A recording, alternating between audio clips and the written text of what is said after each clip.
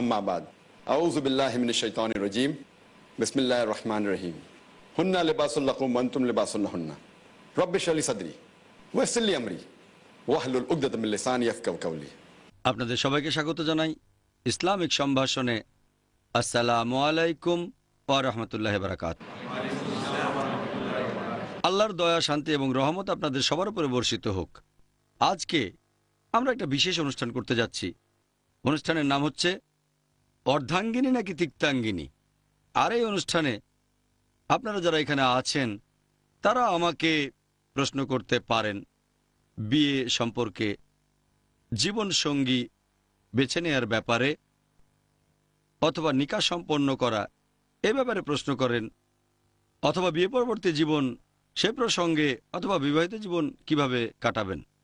এক কথায় বিয়েতে রাজি হওয়া তার মানে নিজে থেকে কবুল বলা। এর আগে যে প্রশ্নগুলো আসতে পারে সেগুলো, আর বিয়েতে রাজি হওয়ার পরে তার মানে কবুল বলার পরে যে প্রশ্নগুলো আসতে পারে সেগুলো, যাতে করে বিবাহিত দম্পতির জীবন কোরআন ও হাদিস অনুযায়ী হয়। এক কথায় আজকের এই প্রশ্নোত্তর পর্বে আমরা জানার চেষ্টা করব বিবাহিত জীবন কিভাবে সফল হতে পারে। এটা কি হবে ওয়েডলক নাকি প্যাডলক? বিয়ে যদি সফল হয় তাহলে ওয়েডলক, তা না হলে হবে প্যাডলক। বিয়ে নিয়ে কথা, তাই এই অনুষ্ঠানে পুরুষদের চেয়ে মহিলার সংখ্যা বেশি, প্রায় 50 জন মহিলা আর 10 জন পুরুষ। দুপক্ষই যেন সুবিচার পান সেজন্য মহিলারা 5-6টা প্রশ্ন করবেন, তারপর পুরুষদের একটা প্রশ্ন। আপনাদের প্রশ্ন হবে বিয়ে অথবা নিকাহ নিয়ে। ফিকা বা মাসাইল নিয়ে কোনো প্রশ্ন করবেন না, প্রশ্ন করবেন বিয়ে প্রসঙ্গে, বিয়ের আগে জীবনসঙ্গী বেছে নেয়া, বিয়ের পরে দাম্পত্য জীবন কিভাবে কাটাবেন এরকম প্রশ্ন। নারীর অধিকার বা পুরুষের অধিকার নিয়ে কোনো প্রশ্ন করবেন না, সেগুলো নিয়ে পরে অনুষ্ঠান করব। তাহলে আপনারা এখন আমাকে প্রশ্ন করতে পারেন বিয়ে বা নিকাহ প্রসঙ্গে, জীবনসঙ্গী বেছে নেয়া। হ্যাঁ বোন, আপনি বলেন। হবু স্বামী অথবা স্ত্রীকে কোন কোন প্রশ্ন করব সে ব্যাপারে কি একটু বিস্তারিত বলবেন? হবু স্বামী অথবা স্ত্রীকে কোন কোন প্রশ্ন করা যেতে পারে সে ব্যাপারে যদি বলেন, আমার জানা মতে কোরআন বা হাদিসে এমন কোনো প্রশ্নের কথা বলা হয়নি, তবে কোরআনের আয়াত আর হাদিস পড়ে আমরা এরকম প্রশ্নের কয়েকটা তালিকা তৈরি করতে পারি। সাধারণত আমরা যখন এভাবে বিয়ের আলোচনা করি, সবচেয়ে গুরুত্বপূর্ণ হলো ফটোগ্রাফ। অনেকেই শুধুমাত্র পাত্র বা পাত্রীর ফটো দেখেই তাকে বাতিল করে দেয়। নতুন টেকনোলজি আসলে হয়তো ফটোতে গুণও দেখা যাবে। এখানে কিছু নেগেটিভ টেস্টিং আছে। যদি দেখেন যে মেয়েটা অশালীন পোশাক আশাক ব্যবহার করে থাকে, বাতিল করে দিলেন। সৌন্দর্যের কারণে না, অশালীনতার কারণে, তাহলে ঠিক আছে। অথবা কোনো ছেলের অশালীন পোশাক দেখে মেয়ে পক্ষ যদি তাকে বাতিল করে দেয়, সেটাও ঠিক আছে। সাধারণত আমাদের সমাজে যখন বিয়ের ব্যাপার নিয়ে কোনো আলোচনা হয়, যখন পাত্রপক্ষ অথবা ছেলেপক্ষ কোনো মেয়েকে দেখতে যায়, তখন প্রশ্ন করে আপনি কি রান্না করতে পারেন, কি কি খাবার রান্না করতে পারেন, বিরিয়ানি পারেন কিনা, ছেলে মেয়ে দেখাশোনা করতে হবে, এই প্রশ্নগুলোই করা হয়। আমি এগুলোকে একেবারে অর্থহীন বলবো না, তবে এটার গুরুত্ব খুব একটা বেশি না। যদি প্রথম 10টা বা 20টা প্রশ্নের কথা বলেন, আমি এগুলোকে তার মধ্যে ফেলবো না। এই প্রশ্নগুলোর গুরুত্ব আছে, তবে এগুলো গুরুত্ব বেশ কম। এখানে সবচেয়ে গুরুত্বপূর্ণ যেটা আগেও বলেছি, এখানে দেখবেন আপনার স্বামী অথবা স্ত্রী সেই ছেলে বা মেয়ের গুণ আছে কিনা।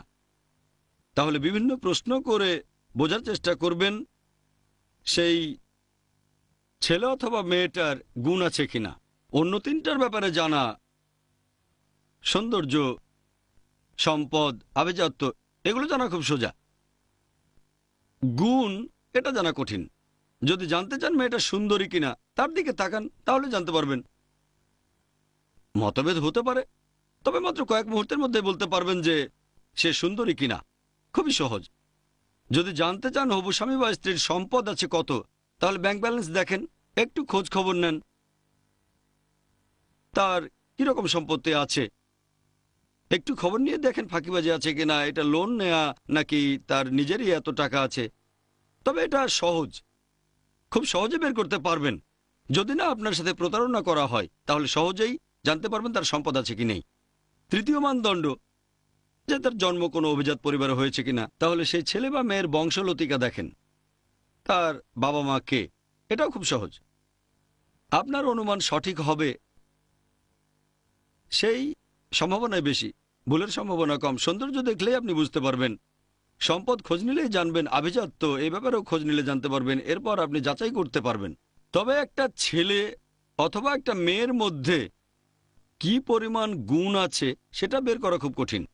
আমরা যখন স্কুলে পড়তাম অথবা কলেজে, সেখানে কেমিস্ট্রি বা রসায়ন ক্লাসে ছিল কনফার্মিটি টেস্ট, সংক্ষেপে সিটি। কনফার্মিটি টেস্ট মানে টেস্ট করে আমি নিশ্চিত হচ্ছি যে এটা হলো পটাশিয়াম অথবা এটা সোডিয়াম, কনফার্মিটি টেস্ট। এছাড়াও আরেকটা হলো নেগেটিভ টেস্টিং, যে এই পদার্থটা অমুক ক্যাটাগরিতে পড়ে না। নেগেটিভ টেস্টিং, গুণের ক্ষেত্রে নেগেটিভ টেস্টিং করা খুবই সোজা। একজনের কোনো গুণ নেই এটা প্রমাণ করা খুবই সোজা। যেমন ধরেন, একটা ছেলে পাত্রী দেখতে গেল, মেয়েটা পড়েছে স্কার্ট আর মিনি, সহজেই বলতে পারবে মেয়েটা ভদ্র না, খুব সোজা। তবে মেয়েটা যদি পরে হিজাব, আপনি নিশ্চিত বলতে পারবেন না যে মেয়েটা ভদ্র।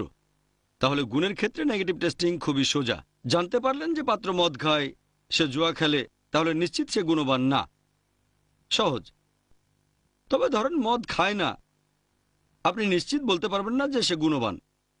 তাহলে নেগেটিভ টেস্টিং, যদি এই ধরনের কোনো লক্ষণ আপনি দেখতে পান হবু পাত্র অথবা পাত্রীর ভেতরে, যদি আপনি তার নেগেটিভ দিকটা জানতে পারেন, আপনি খুব সহজেই বলে দিতে পারেন যে তার কোনো গুণ নেই, যদি সে ব্যাপারে আপনি জানতে পারেন।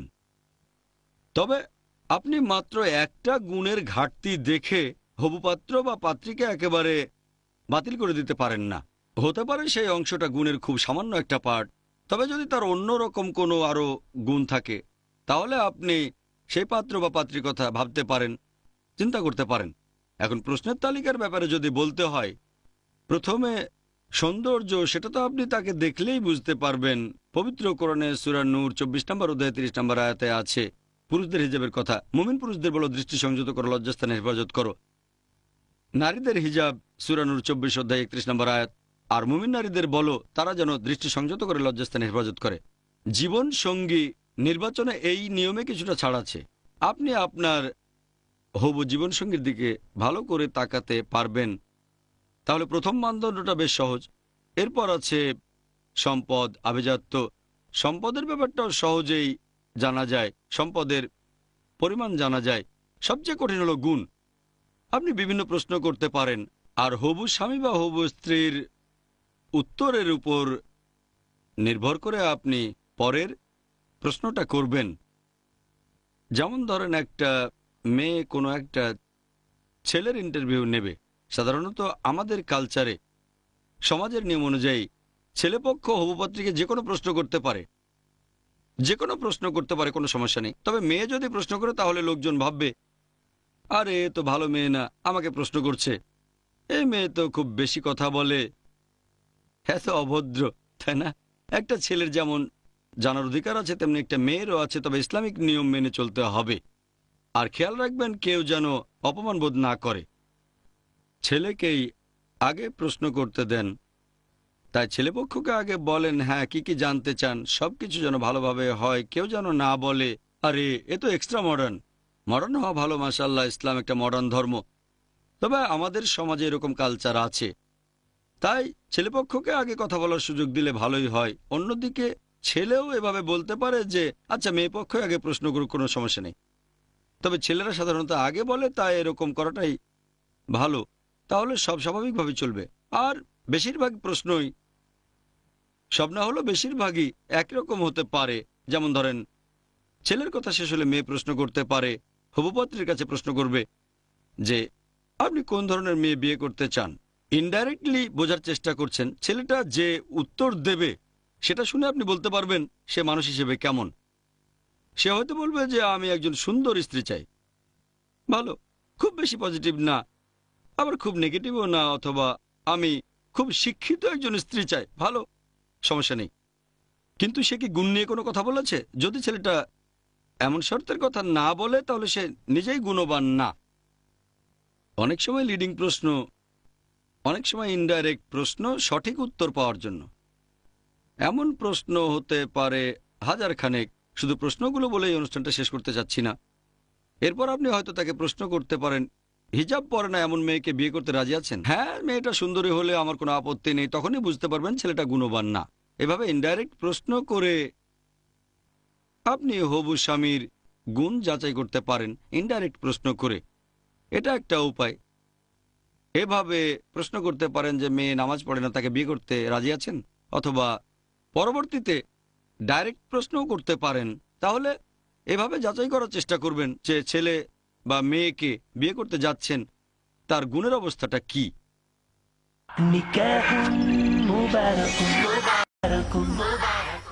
ধরেন একটা ছেলে কোনো মেয়েকে হয়তো প্রশ্ন করবে, যদি আগে শুরু করে, অথবা ধরেন মেয়েটা ছেলেকে প্রশ্ন করবে, তখন লিডিং প্রশ্ন করতে পারেন। প্রশ্ন করতে পারেন সে কতখানি ধর্ম পালন করে, আগেই ধরে নেবেন না। এখানেও প্রশ্ন করতে পারেন যে আপনি কেমন স্বামী বা স্ত্রী চান। এটা খুবই ভালো প্রশ্ন।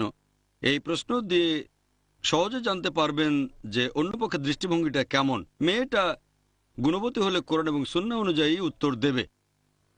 তারপর প্রশ্ন করতে পারেন যে আপনি প্রতিদিন কতবার নামাজ আদায় করেন। কেউ হয়তো রাগ করতে পারে, ও নামাজ নিয়ে প্রশ্ন। তখন বলতে পারেন যে দুঃখিত, আমি আসলে ঠিক এভাবে বলিনি, তবে যেহেতু আমি একজন গুণবান স্বামী চাচ্ছি তাই শিওর হতে চাই। এভাবে প্রশ্ন করতে পারেন। কেউ বলবে 5 ওয়াক্ত, কেউ হয়তো বলবে 4 ওয়াক্ত রেগুলার পড়ি, আর মাঝে মধ্যেই ফজরের নামাজটা মিস হয়ে যায়।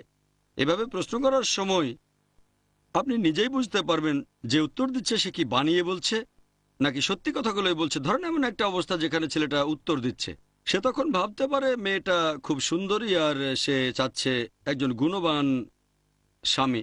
সেই ছেলেও তখন অভিনয় করতে পারে, হ্যাঁ পুরো 5 ওয়াক্ত নামাজ পড়ি, কাজাও হয় না। তখন তাকে প্রশ্ন করবেন ফজরের নামাজের ওয়াক্ত কখন। জোহরের ওয়াক্ত না, কারণ জোহরের ওয়াক্ত সবসময় একই থাকে। জোহরের ওয়াক্ত শুরু হয় যখন সূর্য মাথার উপরে থাকে। তাই জিজ্ঞেস করবেন ফজরের ওয়াক্ত কখন। ফজরের ওয়াক্ত কখন যেন, আচ্ছা হতে পারে এটা জানে না, তাই আরেকটা সুযোগ দেন, মাগরিবের নামাজের ওয়াক্ত কখন। আর প্রশ্ন করার সময় খুব বেশি অহংবোধ দেখাবেন না, বিনয়ের সাথে বলেন, নরম করে বলেন। আর যার ইন্টারভিউ নিচ্ছেন তার টাইপের উপর ভিত্তি করে আপনার প্রশ্ন বদলে যেতে পারে। অনেকে খুব বেশি সেন্সিটিভ, আমি কয় ওয়াক্ত নামাজ পড়ি সেটা আপনাকে বলতে হবে। এটা প্রথম প্রশ্ন হবে না, অন্যান্য প্রশ্নের মাঝেই প্রশ্নটা করবেন। প্রথমে প্রশ্ন করতে পারেন আপনার লেখাপড়াটা কত দূর। এই ধরনের প্রশ্নে লোকজন মাইন্ড করে না, এটা সাধারণ প্রশ্ন। যদি প্রথমেই নামাজের কথা বলেন তাহলে সমস্যা হতে পারে যদি সে লোক গুণবান না হয়, অথবা গুণবান হলেও সে ভাবতে পারে তার তাকওয়া নিয়ে সন্দেহ করছেন, হয়তো সে খোলা মনের না। আপনি জিজ্ঞেস করতে পারেন সে কোথায় লেখাপড়া করেছেন। এখানে যাচাই করতে পারেন তার ইংরেজি কতটা ভালো, বাংলায় কেমন কথা বলে। এই জিনিসগুলো ঠিক গুণের পর্যায়ে পড়ে না, এগুলো মানানসই। একজন মানানসই জীবনসঙ্গী পাওয়া এটা খুব গুরুত্বপূর্ণ। যদি অপশন থাকে যে একজন লোক গুণবান কিন্তু ইংরেজি জানে না, আরেকজন লোক গুণবান এবং ইংরেজি জানে, আপনি যে ভাষায় কথা বলতে স্বাচ্ছন্দ্য বোধ করেন, এভাবে আপনি নিজে যাচাই করে দেখতে পারেন। এভাবে সাধারণ কিছু প্রশ্ন করতে পারেন। লেখাপড়া কত দূর, শিক্ষাটা বেশ গুরুত্বপূর্ণ। কত দূর পড়েছেন, কোত্থেকে পাশ করেছেন, কোন কলেজে পড়েছেন, তারপর কোন সাবজেক্টে পড়েছেন। এভাবে প্রশ্ন করে পরিস্থিতি সহজ করে ফেলবেন। প্রথমেই পরিস্থিতি সহজ করার পরে তার উত্তরগুলো যাচাই করে দেখবেন তার ইংরেজি কতটা ভালো, তারপর তার লেখাপড়ার মান কেমন, এটাও গুরুত্বপূর্ণ। নবীজির বলা 4টা মানদণ্ডের মধ্যে শিক্ষাটা নেই, তবে মানানসই জীবনসঙ্গী চাইলে এমন না যে অশিক্ষিত মানুষ বিয়ে করবেন না। তবে যদি আপনি শিক্ষিত হন আর মানানসই জীবনসঙ্গী চান, এটার অনুমতি আছে। তাহলে এভাবে যাচাই করবেন তার লেখাপড়ার মান, ভাষার দক্ষতা, তার কালচার, এগুলো গুরুত্বপূর্ণ। তবে মূল লক্ষ্য হচ্ছে গুণ। লিডিং প্রশ্ন করতে পারেন নামাজ সম্পর্কে জানার পরে, আপনি কি রমজান মাসে রোজা রাখেন? এটা লিডিং প্রশ্ন। আপনি কি পুরো মাসই রোজা রাখেন নাকি বছরের অন্যান্য মাসগুলোতেও রোজা রাখেন? যদি বলেন রোজা রাখেন, এসব কি বলছেন, তাই বলবেন আপনি কি শুধু রমজান মাসেই রোজা রাখেন নাকি অন্যান্য সময়ও রোজা রাখেন। এভাবে বললে হয়তো মাইন্ড করবে না। এখানে যদি সে বলে শুধু রমজান মাসে রোজা রাখি সেটা যথেষ্ট, এমন না যে শাওয়ালের রোজা রাখতেই হবে, রাখলে ভালো, আলহামদুলিল্লাহ। এভাবে ইসলামের স্তম্ভগুলো যাচাই করে দেখবেন, আর নামাজ পড়ে কিনা, তারপর রোজা রাখে কিনা। জাকাতের ব্যাপারে প্রশ্ন করতে পারেন, আপনি কি হজ করেছেন, এই প্রশ্নে কেউ মাইন্ড করবে না। এভাবে জেনে নিতে পারেন। আর সবচেয়ে গুরুত্বপূর্ণ আকীদা, ইসলাম ধর্মের বিশ্বাস জিজ্ঞেস করবেন। আপনি কোন মাযহাবের কথা মেনে চলেন, আপনার মতে ইসলামের সবচেয়ে গুরুত্বপূর্ণ বই কোনটা, এভাবে যাচাই করবেন যাকে বিয়ে করতে যাচ্ছেন ইসলাম সম্পর্কে তার কতখানি জ্ঞান আছে, কোরআন এবং সুন্নাহ। তারপর কিছু লিডিং প্রশ্ন করে যাচাই করতে পারেন সে কোনো রকম বিধার কাজে জড়িত আছে কি না। হয়তো রোজা রাখে, হয়তো নামাজ পড়ে, সে হজও করে এসেছে, হয়তো নিয়মিত জাকাত দেয়। এখানে রিডিং প্রশ্ন করে জেনে নেন যে সে ধর্মে নতুন আবিষ্কারের সাথে জড়িত কিনা, কারণ এসবের সাথে জড়িত থাকলে ইসলামের প্রথম স্তম্ভ তাওহীদ খুবই গুরুত্বপূর্ণ। সে কোনো শিরকের সাথে জড়িত থাকতে পারবে না, কারণ শিরক হচ্ছে ইসলামের সবচেয়ে বড় গুনাহ। পবিত্র কোরআনে আছে সূরা নিসা 4 নম্বর অধ্যায়ের 48 নম্বর আয়াতে, সূরা নিসা 4 নম্বর অধ্যায়ের 116 নম্বর আয়াতে, যে আল্লাহ চাইলে যে কোনো গুনাহ ক্ষমা করতে পারেন, কিন্তু তার সাথে শরীক ক্ষমা করবেন না। যে আল্লাহর শরীক করে সে ভীষণভাবে পথভ্রষ্ট হয়।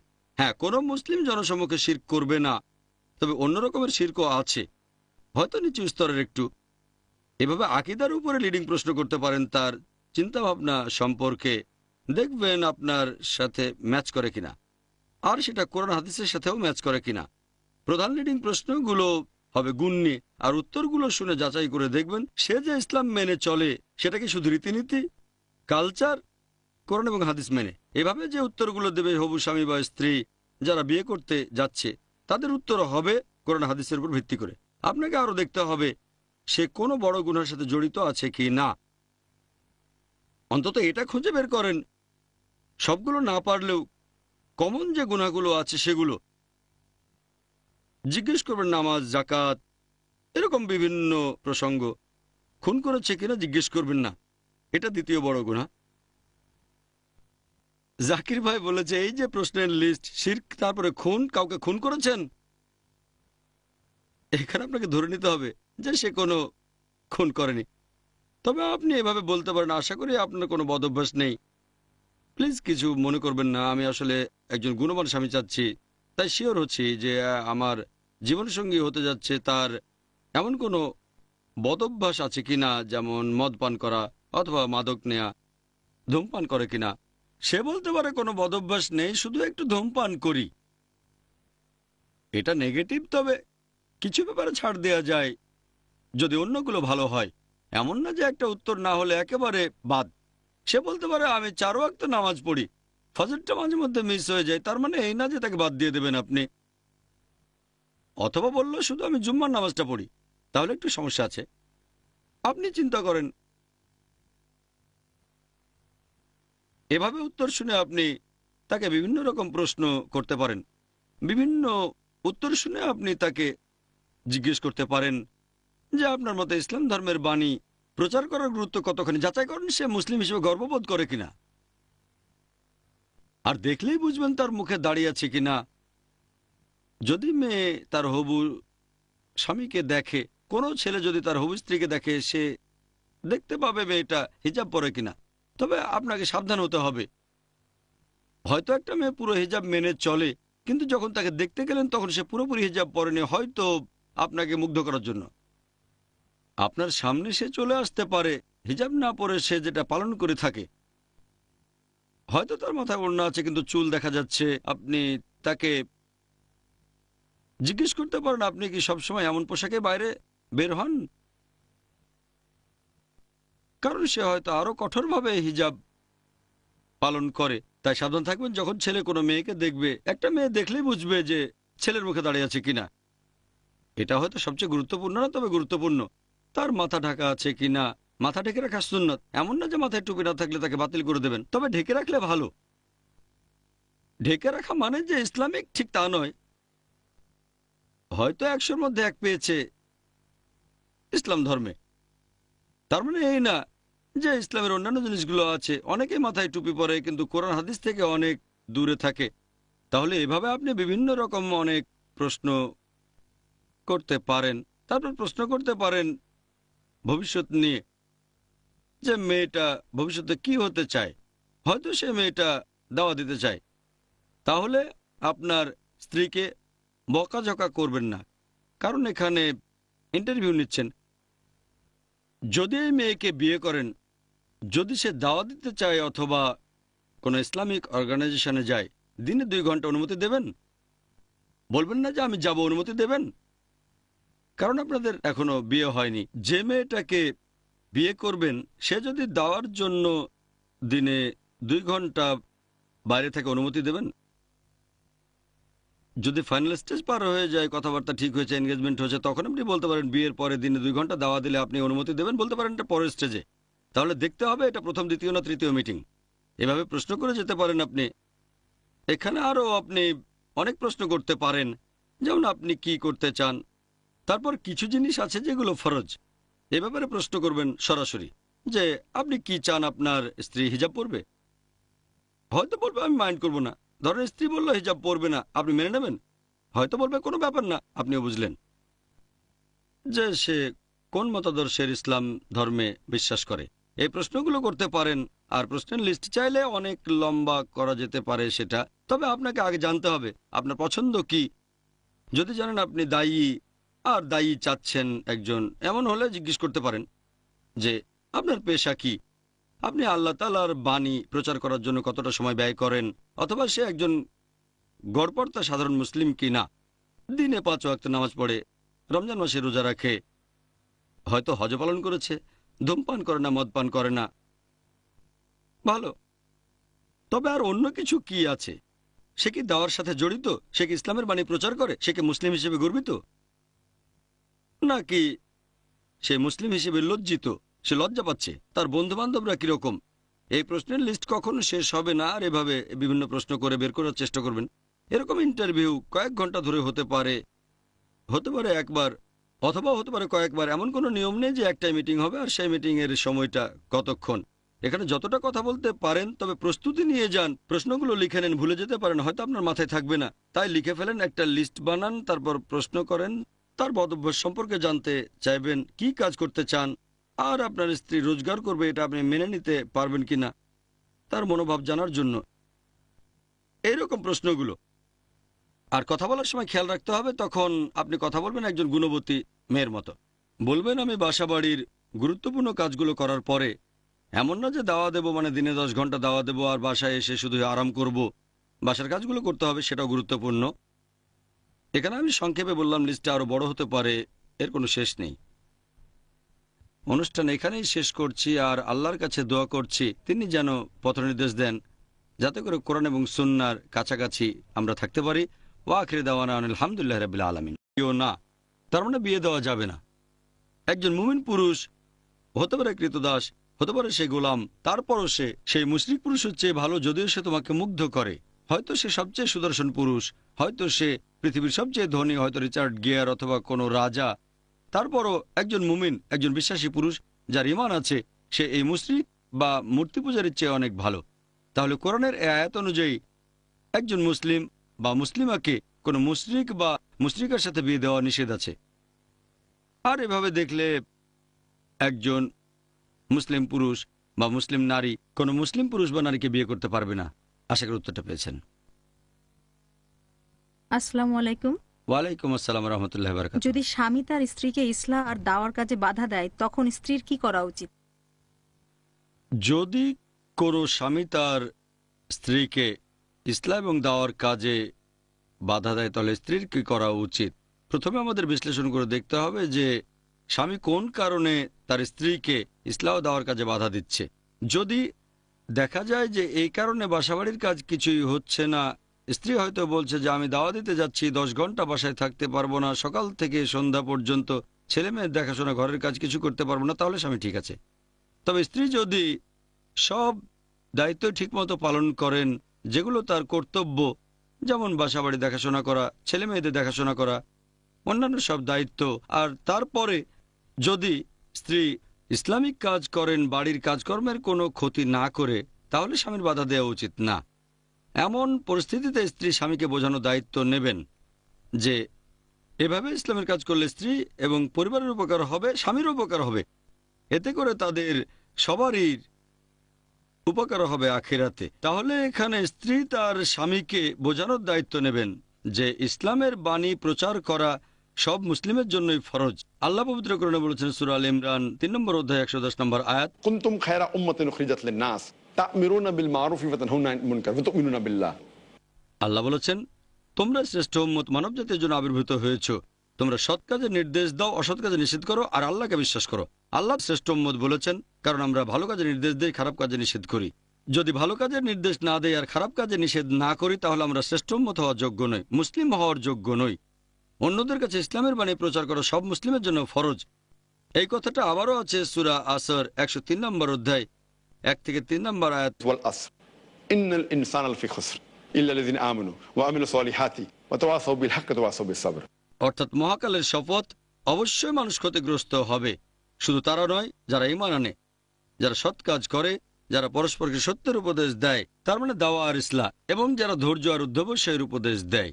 তাহলে বেহেশতে প্রবেশ করতে গেলে 4টা সত্যের মধ্যে একটা হচ্ছে সেই মুসলিমকে দাওয়া এবং ইসলার কাজ করতে হবে। এমনিতে কেউ যদি এটা না করে সূরা আসর অনুযায়ী সে বেহেশতে যেতে পারবে না। স্ত্রী তার স্বামীকে বোঝাতে পারেন যে স্বামীরও দাওয়ায় নেমে পড়া উচিত, ইসলায় নেমে পড়া উচিত। ফুল টাইম না হলেও পার্ট টাইম দায়ী হতে পারেন অফিস থেকে ফিরে আসার পরে অথবা সাপ্তাহিক ছুটির দিনগুলোতে। আর এক্ষেত্রে স্ত্রীর দায়িত্ব হচ্ছে হিকমার সাথে স্বামীকে বোঝাতে হবে, এবং স্বামীরও এসব কাজে যোগ দেওয়া উচিত। কারণ দুজনেই যদি এই কাজে যোগ দেন তাহলে সহজেই একে অন্যের অসুবিধাটা বুঝতে পারবেন। স্বামীকে উৎসাহিত করবেন যে তারও দাওয়ার কাজে নেমে পড়া উচিত। তারপর স্বামীকে দিতে পারেন বিভিন্ন ভিডিও, লেকচার, বই, এগুলোতে উৎসাহিত হয়ে তিনিও দাওয়ার কাজে নেমে পড়তে পারেন। আশা করি উত্তরটা পেয়েছেন। আসসালামু আলাইকুম। ওয়ালাইকুম আসসালাম রহমতুল্লাহ বারাকাতুহু। একটা মেয়ে কি তার বাবার অনুমতি ছাড়া বিয়ে করতে পারে?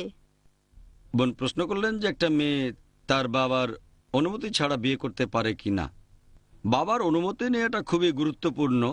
তবে সেই মেয়েটার যদি যুক্তিসঙ্গত কারণ থাকে যে বাবা তার জন্য একজন জীবনসঙ্গী ঠিক করেছেন যাকে তার পছন্দ হচ্ছে না, ছেলেটা গুণবান না, এমন অবস্থায় মেয়েটা বাধা দিতে পারে, অনুমতি আছে।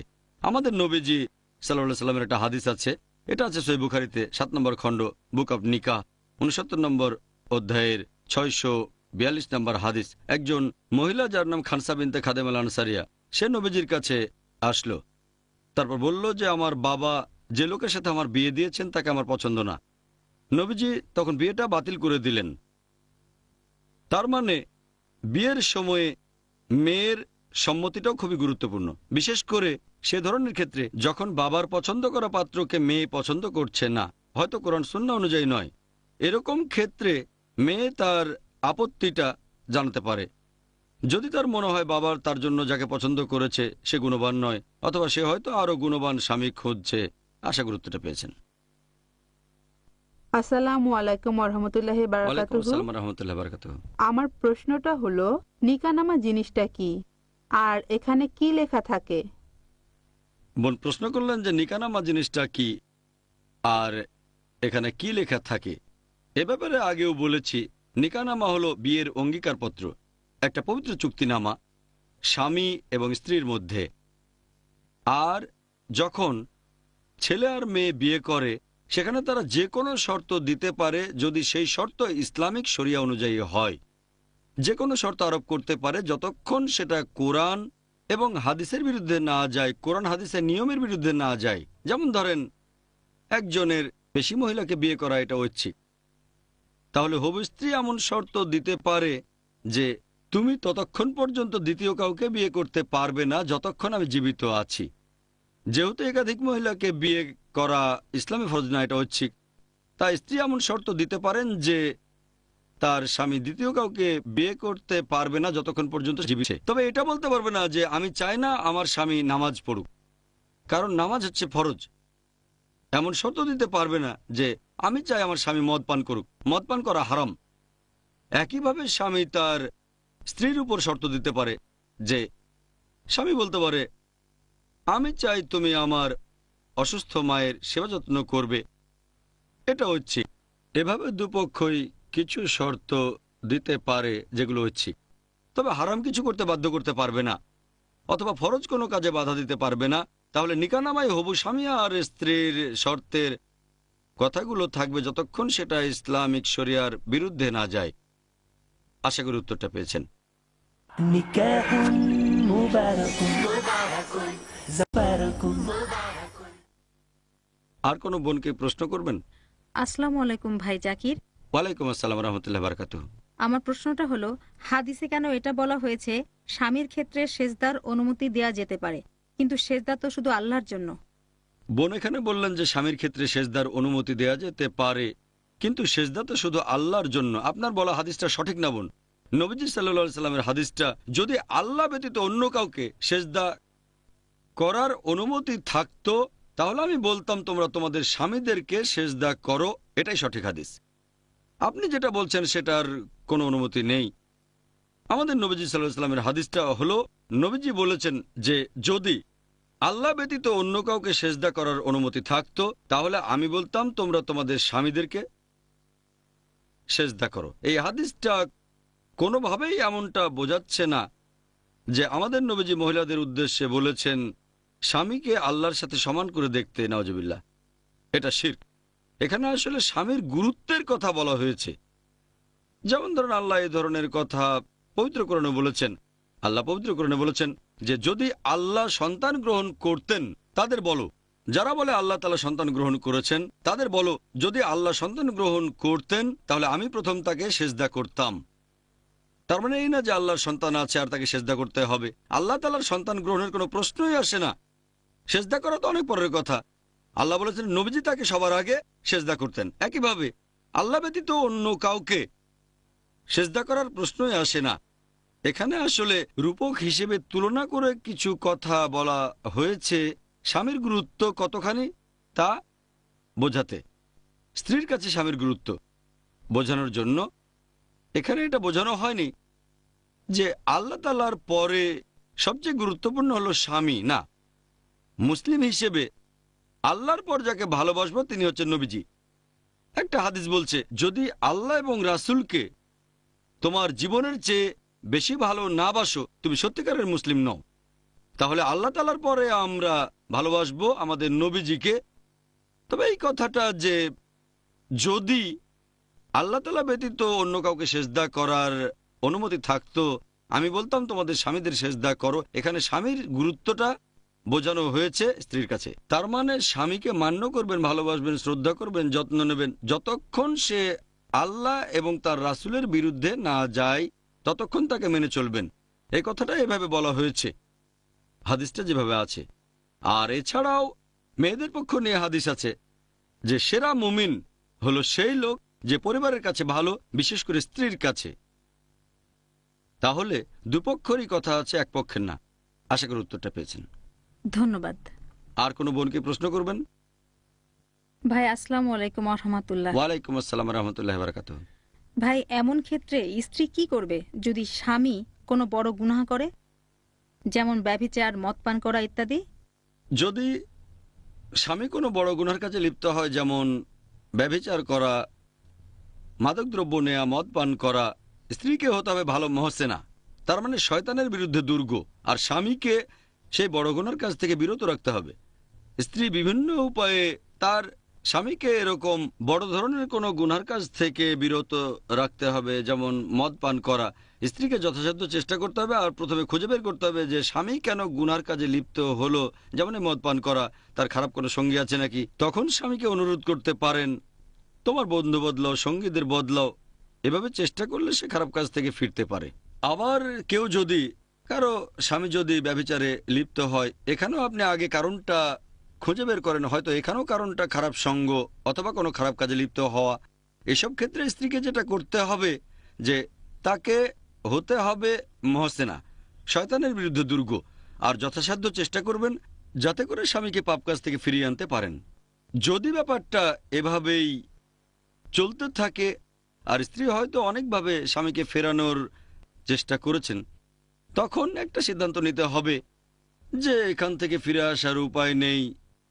তখন স্ত্রী সিদ্ধান্ত নেবেন যে তার স্বামীর সাথে থাকবেন কি না, তাকে ফিরিয়ে আনতে পারবেন কিনা। হয়তো চেষ্টা করে যাচ্ছেন 2 বছর, 3 বছর, 4 বছর, 5 বছর, অথবা হয়তো আপনার স্বামীর অন্যান্য দিকগুলো খুবই ভালো, তার চরিত্র ভালো, ব্যবহার ভালো, শুধু একটা জিনিসই খারাপ, সেটা মদ পান করেন।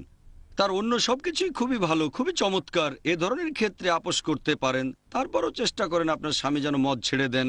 এই সিদ্ধান্তটা নিতে হবে স্ত্রীকেই। তিনি স্বামীকে এই গুনাহ থেকে ফিরে আসার জন্য বোঝাবেন। হাল ছাড়া উচিত না তার। একেবারে শেষ মুহূর্ত পর্যন্ত, স্বামী না বোঝা পর্যন্ত চেষ্টা করে যাবেন। আশা করি উত্তরটা পেয়েছেন। আর কোনো বোন প্রশ্ন করবেন? আসসালামু আলাইকুম। ওয়ালাইকুম আসসালাম রহমতুল্লাহ বারাকাতুহু। আপনি কি ডিভোর্সের পদ্ধতি সম্পর্কে আমাদেরকে একটু বিস্তারিতভাবে বলবেন? বোন প্রশ্ন করলেন যে ডিভোর্সের সঠিক পদ্ধতিটা কি। ডিভোর্স বলতে আমরা তালাক বুঝি, যেটা আমাদের সমাজে প্রায় দেখা যায়। এটা একটা টাইপ। এই পদ্ধতিতে স্বামী শুধু মুখে বলে তালাক তালাক তালাক আর ডিভোর্স হয়ে গেল। এটাকে বলা হয় তালাকে বিদা। কোরআন বা সহিহ হাদিসে এটার কথা বলা হয়নি।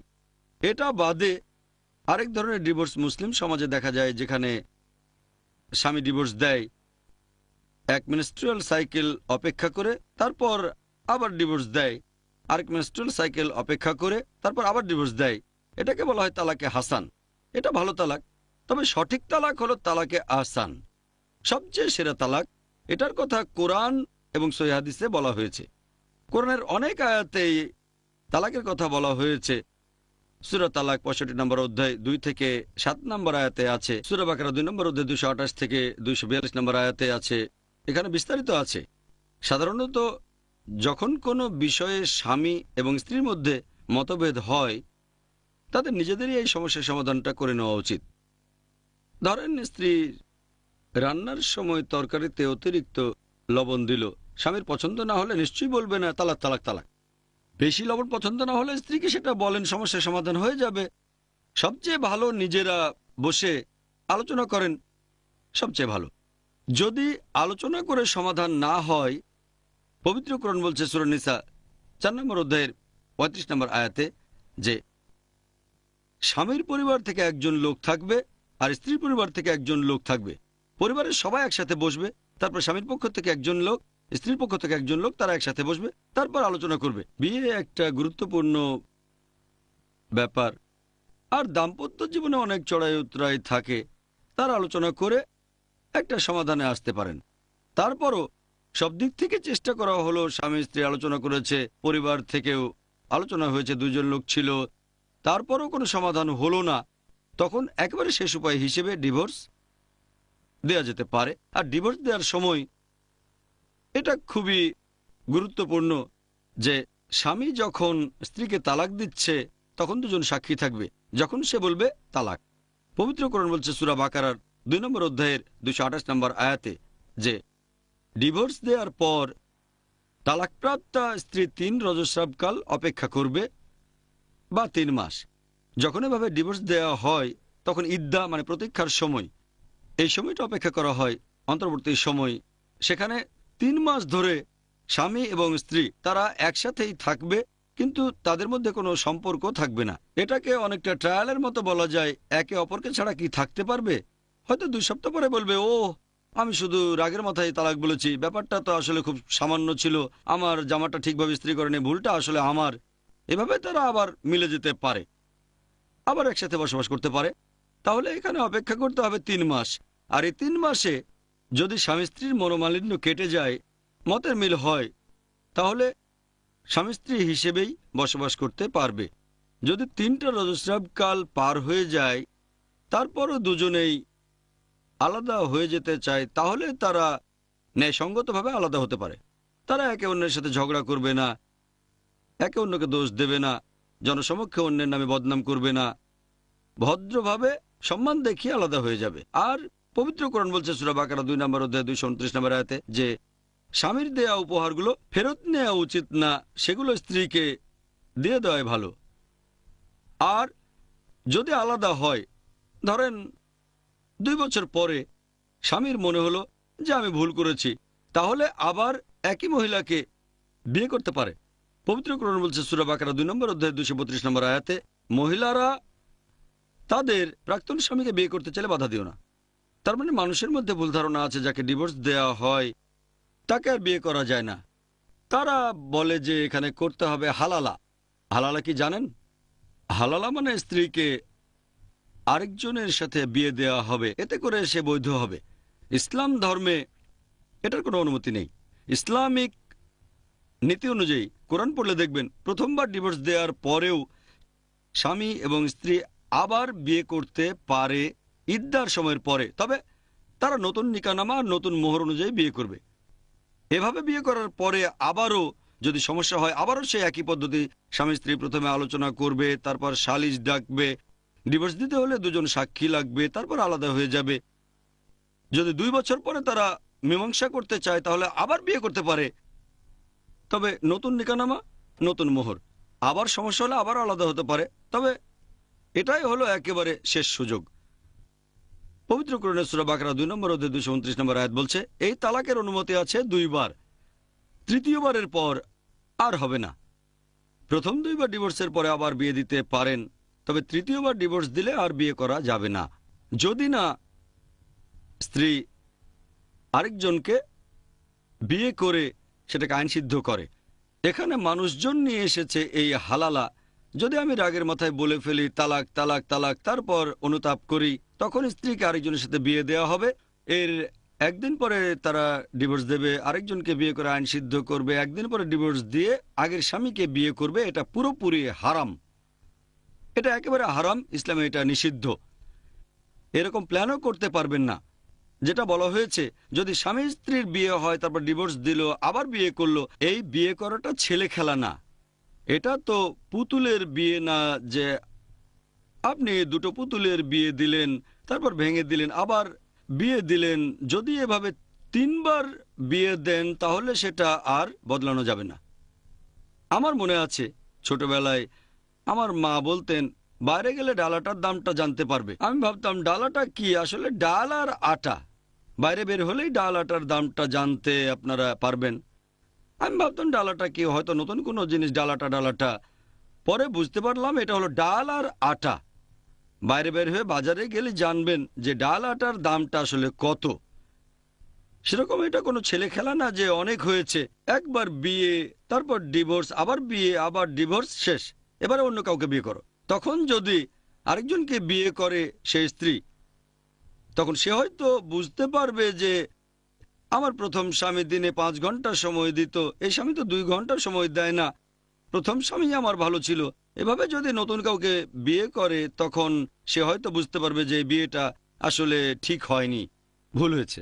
তখন যদি এখানে স্বাভাবিকভাবে ডিভোর্স হয়ে যায়, একই পদ্ধতি, প্রথমে আলোচনা, তারপর স্বামী স্ত্রীর পক্ষ থেকে লোকজন সমাধানের চেষ্টা করবেন, সমাধান না হলে ডিভোর্স দেবেন, 3 রজস্রাবকাল অপেক্ষা করবেন, 3 মাস অপেক্ষা করে আলাদা হবেন। তারপরে সেই স্ত্রী প্রথম স্বামীকে বিয়ে করতে পারেন যে 3 বার তালাক দিয়েছে। এটা হলো তালাকে আহসান। এই তালাকের কথা পবিত্র কোরআন এবং সহিহ হাদিসে বলা হয়েছে। অন্য 2টো তালাকে বিদা, এটা পরে বানানো, তারপরে তালাকে হাসান। সবচেয়ে সেরা হচ্ছে তালাকে আহসান। এটার কথাই পবিত্র কোরআন এবং সহিহ হাদিসে বলা হয়েছে। আশা করি উত্তরটা পেয়েছেন। অনুষ্ঠান এখানেই শেষ করছি, আর আল্লাহর কাছে দোয়া করছি তিনি যেন পথনির্দেশ দেন যাতে করে কোরআন এবং সুন্নাহর কাছাকাছি আমরা থাকতে পারি। ওয়া আখিরু দাওয়ানা আলহামদুলিল্লাহি রাব্বিল আলামিন। Stay young, forever be true. Cherish this life that's destined for you. Live your life with kindness and care. Remember, Allah will always be there, be there.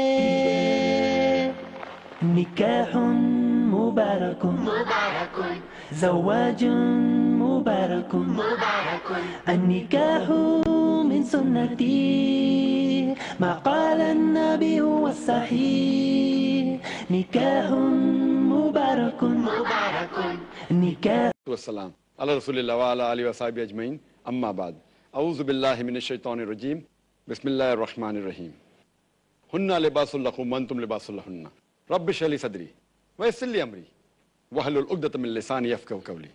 আপনাদের সবাইকে স্বাগত জানাই ইসলামিক সম্ভাষণে। আসসালামু আলাইকুম ওয়া রাহমাতুল্লাহি ওয়া বারাকাতুহু। আল্লাহর দয়া, শান্তি ও রহমত আপনাদের সবার উপরে বর্ষিত হোক।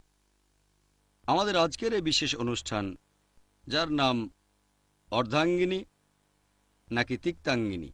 আপনারা আমাকে এখানে প্রশ্ন করতে পারেন বিয়ে বা নিকা প্রসঙ্গে, কিভাবে জীবনসঙ্গী নির্বাচন করবেন, কিভাবে বিয়ে সম্পন্ন করবেন, সপক্ষে আর বিপক্ষে যুক্তি, দাম্পত্য জীবন সম্পর্কে সমস্যা, ভালো জিনিস, আদেশ নিষেধ, হালাল হারাম। আপনি বিয়েতে রাজি হওয়ার আগে অথবা কবুল বলার আগে যেসব প্রশ্নগুলো আপনার মনে আসতে পারে, আর এছাড়াও আপনি বিয়েতে রাজি হওয়ার পরে কবুল বলার পরে যে প্রশ্নগুলো আসতে পারে সেগুলো। এ প্রসঙ্গে যে কোনো প্রশ্ন করতে পারেন যাতে করে ভালো একজন জীবনসঙ্গী পান। আপনি যে বিবাহ বন্ধনে আবদ্ধ হতে যাচ্ছেন সেটা কি ওয়েডলক নাকি প্যাডলক? তাহলে ভাই বোনেরা, আপনারা বিয়ে প্রসঙ্গে আমাকে যে কোনো প্রশ্ন করতে পারেন। আর কোনো বোন কি প্রশ্ন করবেন? আসসালামু আলাইকুম। ওয়ালাইকুম আসসালাম রহমতুল্লাহ আমার বারাকাতুহু। প্রশ্নটা হলো যে নারী সৃষ্টি হয়েছে পুরুষের পাঁজরের অস্থি থেকে, এটাকে একটু ব্যাখ্যা করবেন?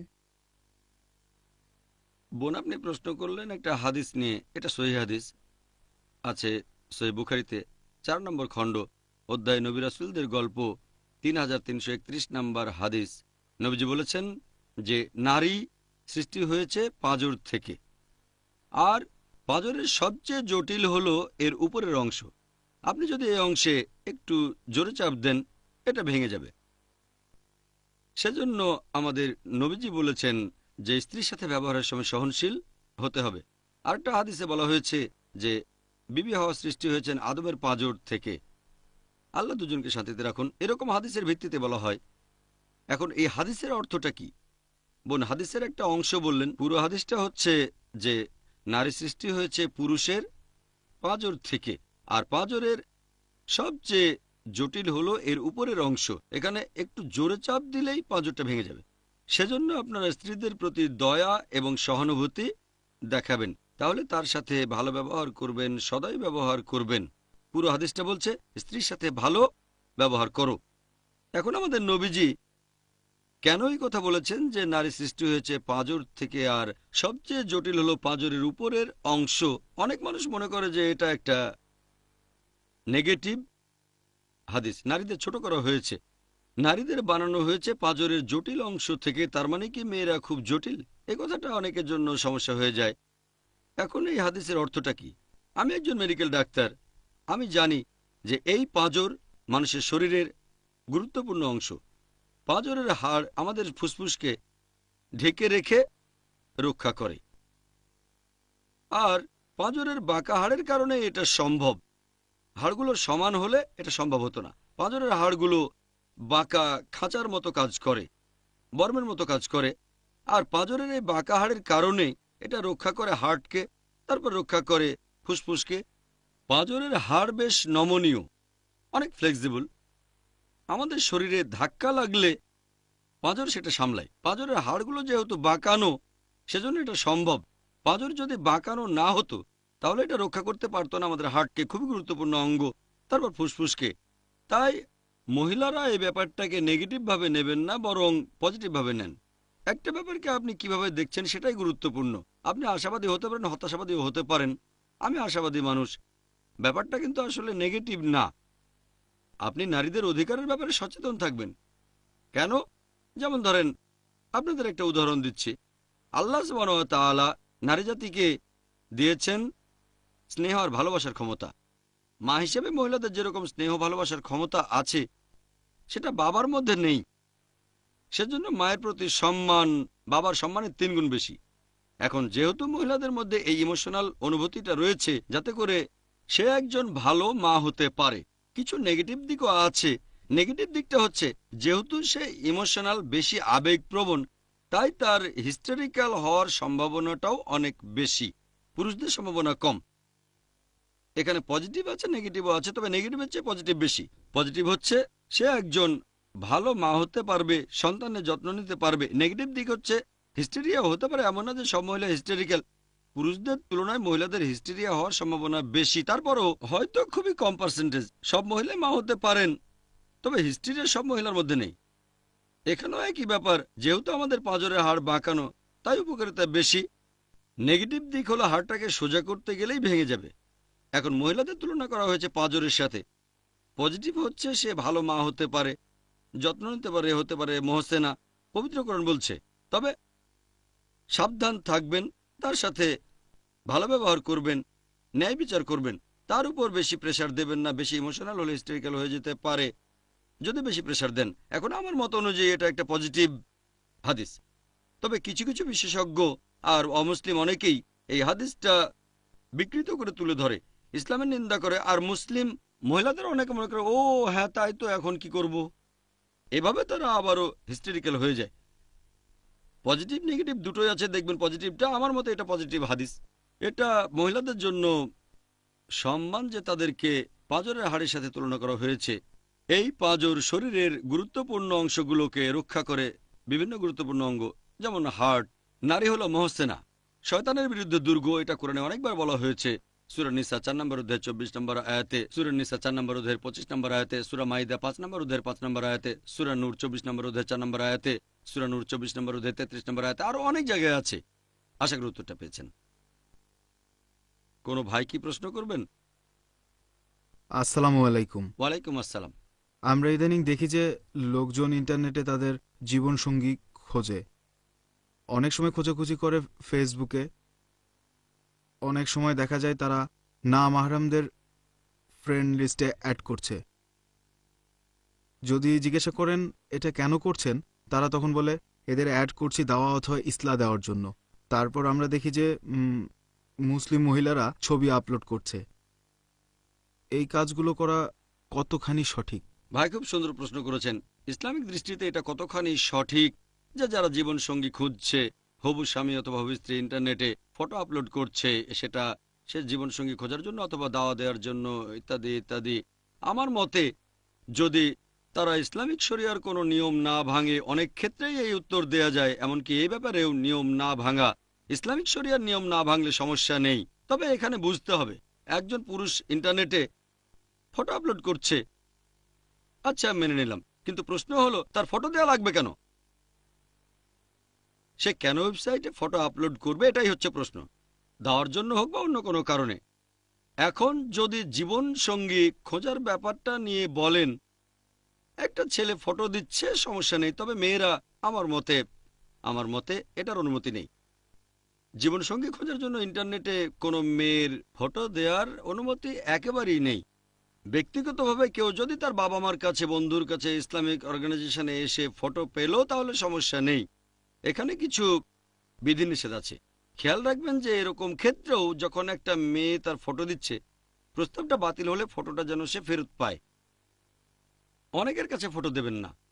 খেয়াল রাখবেন যাকে দিচ্ছেন সে যেন ইসলামিক হয় আর সেটা যেন ফেরত আসে, অথবা ফটোটা আপনার পরিচিত কাউকে দেবে, আপনি সেখান থেকে ফেরত নিয়ে নেবেন, পরিচিত লোকের কাছ থেকে ফেরত নিয়ে নেবেন। এটা গুরুত্বপূর্ণ। কিন্তু ফেসবুকে যে কেউ ডাউনলোড করতে পারবে, প্রিন্ট আউট করতে পারবে, নামাহারাম দেখতে পারে, তাই এটার প্রশ্নই আসে না।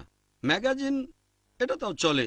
যখন কোনো ইসলামিক ম্যাগাজিনে বিয়ের বিজ্ঞাপনগুলো দেখবেন, সেখানে থাকে শুধু ঠিকানা আর ছোট্ট একটা বর্ণনা, ফটো থাকে না।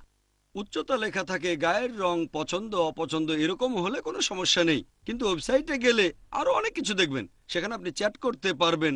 এখন আপনি চ্যাট করবেন কি জন্য? যখন আপনি এভাবে কোনো নামাহরামের সাথে একা একা চ্যাট করবেন, জীবন সঙ্গী খোঁজার জন্য হোক বা না হোক, আমার মতে আমি বলবো এটা যদি হারামও না হয়, অন্ততপক্ষে মাকরু। অনেক বিশেষজ্ঞ ফতোয়া দিয়েছেন হারাম।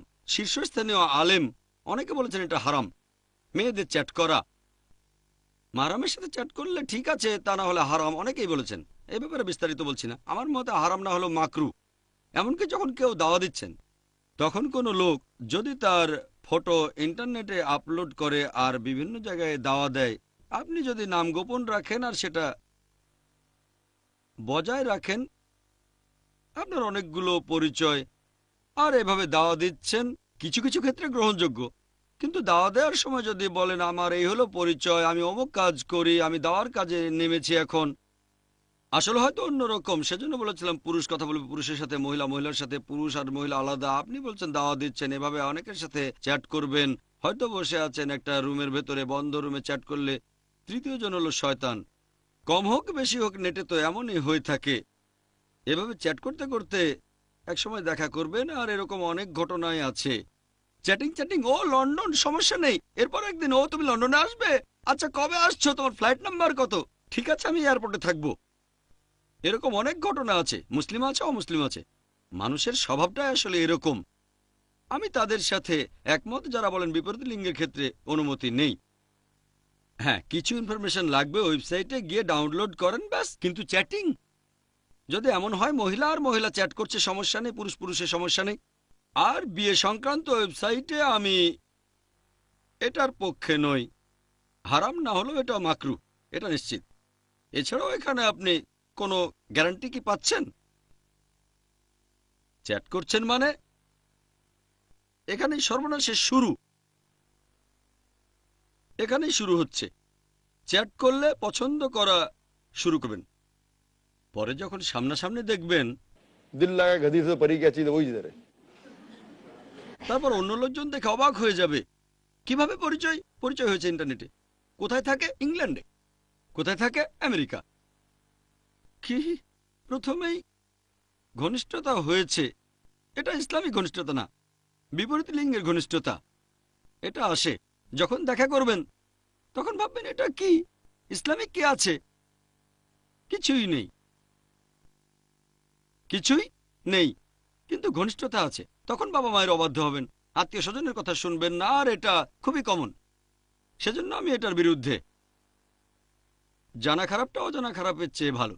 পাশের বাড়ির লোকটাকে তো আপনি চেনেন, সে কিছুটা ইসলামিক, জানেন সে সিকিউর একটা চাকরি করে, তার বাবা মাকেও চেনেন, বন্ধু বান্ধবকে চেনেন, জানেন তার কোনো বদভ্যাস নেই। ওই লোকটা সম্পর্কে কি জানেন? ইন্টারনেটে চ্যাট করে তার সম্পর্কে কি জানতে পেরেছেন? হয়তো সম্ভব এভাবে ইন্টারনেটে থেকে যারা বিয়ে করেছেন হয়তো কয়েকজন সফল হয়েছেন, তবে ঝুঁকি আছে। বিদেশে যাচ্ছেন, জানেন না সেখানে কি ঘটবে, এখানকার সবকিছু ছেড়ে চলে যাচ্ছেন। আমার মতে এই কাজটা মোটেও ঠিক না। সেজন্য এইসব ব্যাপারে আপনাদের একটু সাবধান হতে হবে। হ্যাঁ, ইসলামিক ম্যাগাজিনে বিজ্ঞাপন দিতে পারেন, কিন্তু যাচ্ছেন শাদী.কমে। আমি জানি না এই শাদী.কম কি জিনিস, জানি না তারা কি কাজ করে। তবে যদি ইসলামিক নিয়মে করে হয়তো সম্ভব, তবে খুবই কঠিন। আমি জানি না, হয়তো কিছু ইসলামিক ওয়েবসাইট আছে যারা সঠিক নিয়মে কাজ করে, হয়তো ফটো দেয় না, শুধু বর্ণনা থাকে, ইসলামিক ম্যাগাজিনগুলো যেমন। সম্ভব, আমি জানি না, হয়তো আছে। হয়তো আমি নেটে খুব একটা বসি না, আমাদের স্টাফরা বসেন, আমি খুবই কম বসি, আমি জানি না। তবে এমন বিয়ে সংক্রান্ত ওয়েবসাইট থাকতে পারে যারা ইসলামিক শরিয়া মেনে চলে। সেখানে মেয়েরা অপরিচিত লোকের সাথে চ্যাট করবেন না, বুড়ো হলেও সমস্যা নেই। এরকম বুড়োতে যান, দরকারি তথ্যগুলো নেন। সেখানে কেউ যদি মডারেটর হিসেবে কাজ করে তাহলে কোনো সমস্যা নেই, কিন্তু আপনি লাইভ চ্যাট করছেন অন্য কারোর সাথে, আমার মতে এটা আপনাকে আল্লাহর পথ থেকে দূরে সরিয়ে দেবে। আশা করি উত্তরটা পেয়েছেন। نكاح مبارك আসসালামু আলাইকুম। ওয়ালাইকুম আসসালাম রহমতুল্লাহ বারাকাতুহু। আমি আমার আগের প্রশ্নটা নিয়েই বলছি। আমি বলতে যাচ্ছি যে ধরেন একজন অলরেডি কারো প্রেমে পড়ে গিয়েছে। প্রথম দিকে সে হয়তো হিজাব পালন করতো না, সেজন্যই এই অবস্থা। কিন্তু পরে সে তার ভুল বুঝতে পারলো। তখন যে প্রেমে পড়েছে তাকে এই ব্যাপারটা কিভাবে বোঝানো যায়? আপনি এখানে কি উপদেশ দেবেন যাতে দৃষ্টি সংযত থাকে আর হিজাব বজায় থাকে, যাতে করে সে নিজেকে নিয়ন্ত্রণে রাখতে পারে, যেমন দৃষ্টি সংযত রাখা ইত্যাদি? মন প্রশ্ন করলেন যে একটা ছেলে বা মেয়ে, একজন টিনেজার, আপনার আগের প্রশ্ন, সে প্রেমে পড়েছে। এগুলোর কারণ কিছু অভ্যাস, তাকানো, অবাধ মেলামেশা করা। এখন সে বুঝতে পেরেছে, তাকে কি উপদেশ দেব যাতে সে বের হতে পারে? এখানে প্রশ্নটা হলো প্রেমে পড়া নিয়ে। কতটা প্রেমে পড়েছে সেটা গুরুত্বপূর্ণ। প্রথমে একটা সার্ভে করতে হবে সে কতখানি প্রেমে পড়েছে, তার প্রেমের গভীরতা কতখানি। ছেলেটা ইসলামিক শরিয়ার কোন লেভেলে পড়ছে, অথবা সেই মেয়েটা। প্রথমে এই সার্ভেটা করব, তারপর আমি তাদের উপদেশ দেব। যদি এটা সামান্য মুগ্ধতা হয় যে সে হয়তো হিজাবের কিছুটা নিয়ম ভেঙেছে বা অবাধ মেলামেশা, একটু আধটু হ্যান্ডশেক আর বাইরে বের হয়, এমন হলে বোঝানো সহজ হবে। কিন্তু যদি এই প্রেমটা খুব তীব্র আকারের হয়, যে তার সাথে সম্পর্ক ছিল, এমন হলে ব্যাপারটা আলাদা। ঠিক পবিত্র কোরআন বলছে সূরা নূরের 24 নম্বর অধ্যায়ে 3 নম্বর আয়াতে যে একজন ব্যভিচারিণীকে একজন ব্যভিচারী বা মুশরিক ছাড়া অন্য কেউ বিয়ে করে না। জানির জন্য জানিয়াত, আর জানিয়াত তার জন্য জানি। এর উপর নির্ভর করে উপদেশ বিভিন্ন রকম হতে পারে যে আচ্ছা মেয়েটা কে, অথবা মেয়েটা যে ছেলের প্রেমে পড়েছে সে ছেলেটা কে, কিভাবে তাদের মধ্যে এই সম্পর্ক হলো ইত্যাদি। তাহলে প্রেমের অবস্থা দেখে উপদেশ বদলাতে পারে। যদি এটা তীব্র হয় তাহলে প্রথমে আমি দেখব সেই ছেলে অথবা মেয়ের মানসিক অবস্থার উন্নতি হয়েছে কিনা, আর অন্যদিকে যে মেয়েটা বা ছেলেটা তার মানসিক অবস্থাটা কেমন বোঝানোর চেষ্টা করব। আর দুজনেই যদি সরল পথে চলে আসে কোনো সমস্যা নেই। যদি দুজনেই সরল পথে চলে আসে, দুজনেই তাদের ভুল বুঝতে পারে, কোরআন হাদিস মেনে চলতে রাজি থাকে, আমি বলবো বিয়ে করে ফেলো। ঠিক, তাহলে তো কোরআনের আয়াতটা মানা হলো। দুজনেই আগে গুনাহ করেছে আর দুজনেই অনুতপ্ত। যদি তাদের মধ্যে গভীর সম্পর্ক তৈরি না হয় তখন বলা যেতে পারে এটা আসলে মুগ্ধতা, এটা ঠিক হয়নি, এটা থেকে দূরে থাকো। এছাড়াও বলবো ইসলাম ধর্মের কাছাকাছি চলে আসেন, পবিত্র কোরআন পড়েন, বলবো বিভিন্ন ইসলামিক লেকচার দেখেন। এখানে একটা গুরুত্বপূর্ণ ব্যাপার হলো দৃষ্টি নিচু করা। যখনই আপনার সামনে বিপরীত লিঙ্গের কেউ আসছে, সে হয়তো আপনার মাহরাম নয়, দৃষ্টি নিচু করবেন। এটা খুবই গুরুত্বপূর্ণ, এটা খুবই ইম্পর্ট্যান্ট। কারণ আপনি যদি দৃষ্টি নিচু করে বিপরীত লিঙ্গের সাথে কথা বলেন তাহলে মুগ্ধতা আসার সম্ভাবনাটা কম। কিন্তু যদি প্রত্যেকদিন দৃষ্টি নিচু করে আধ ঘন্টা করে কথা বলেন, সে ক্লাসমেট হলেও সমস্যা হয়ে যাবে।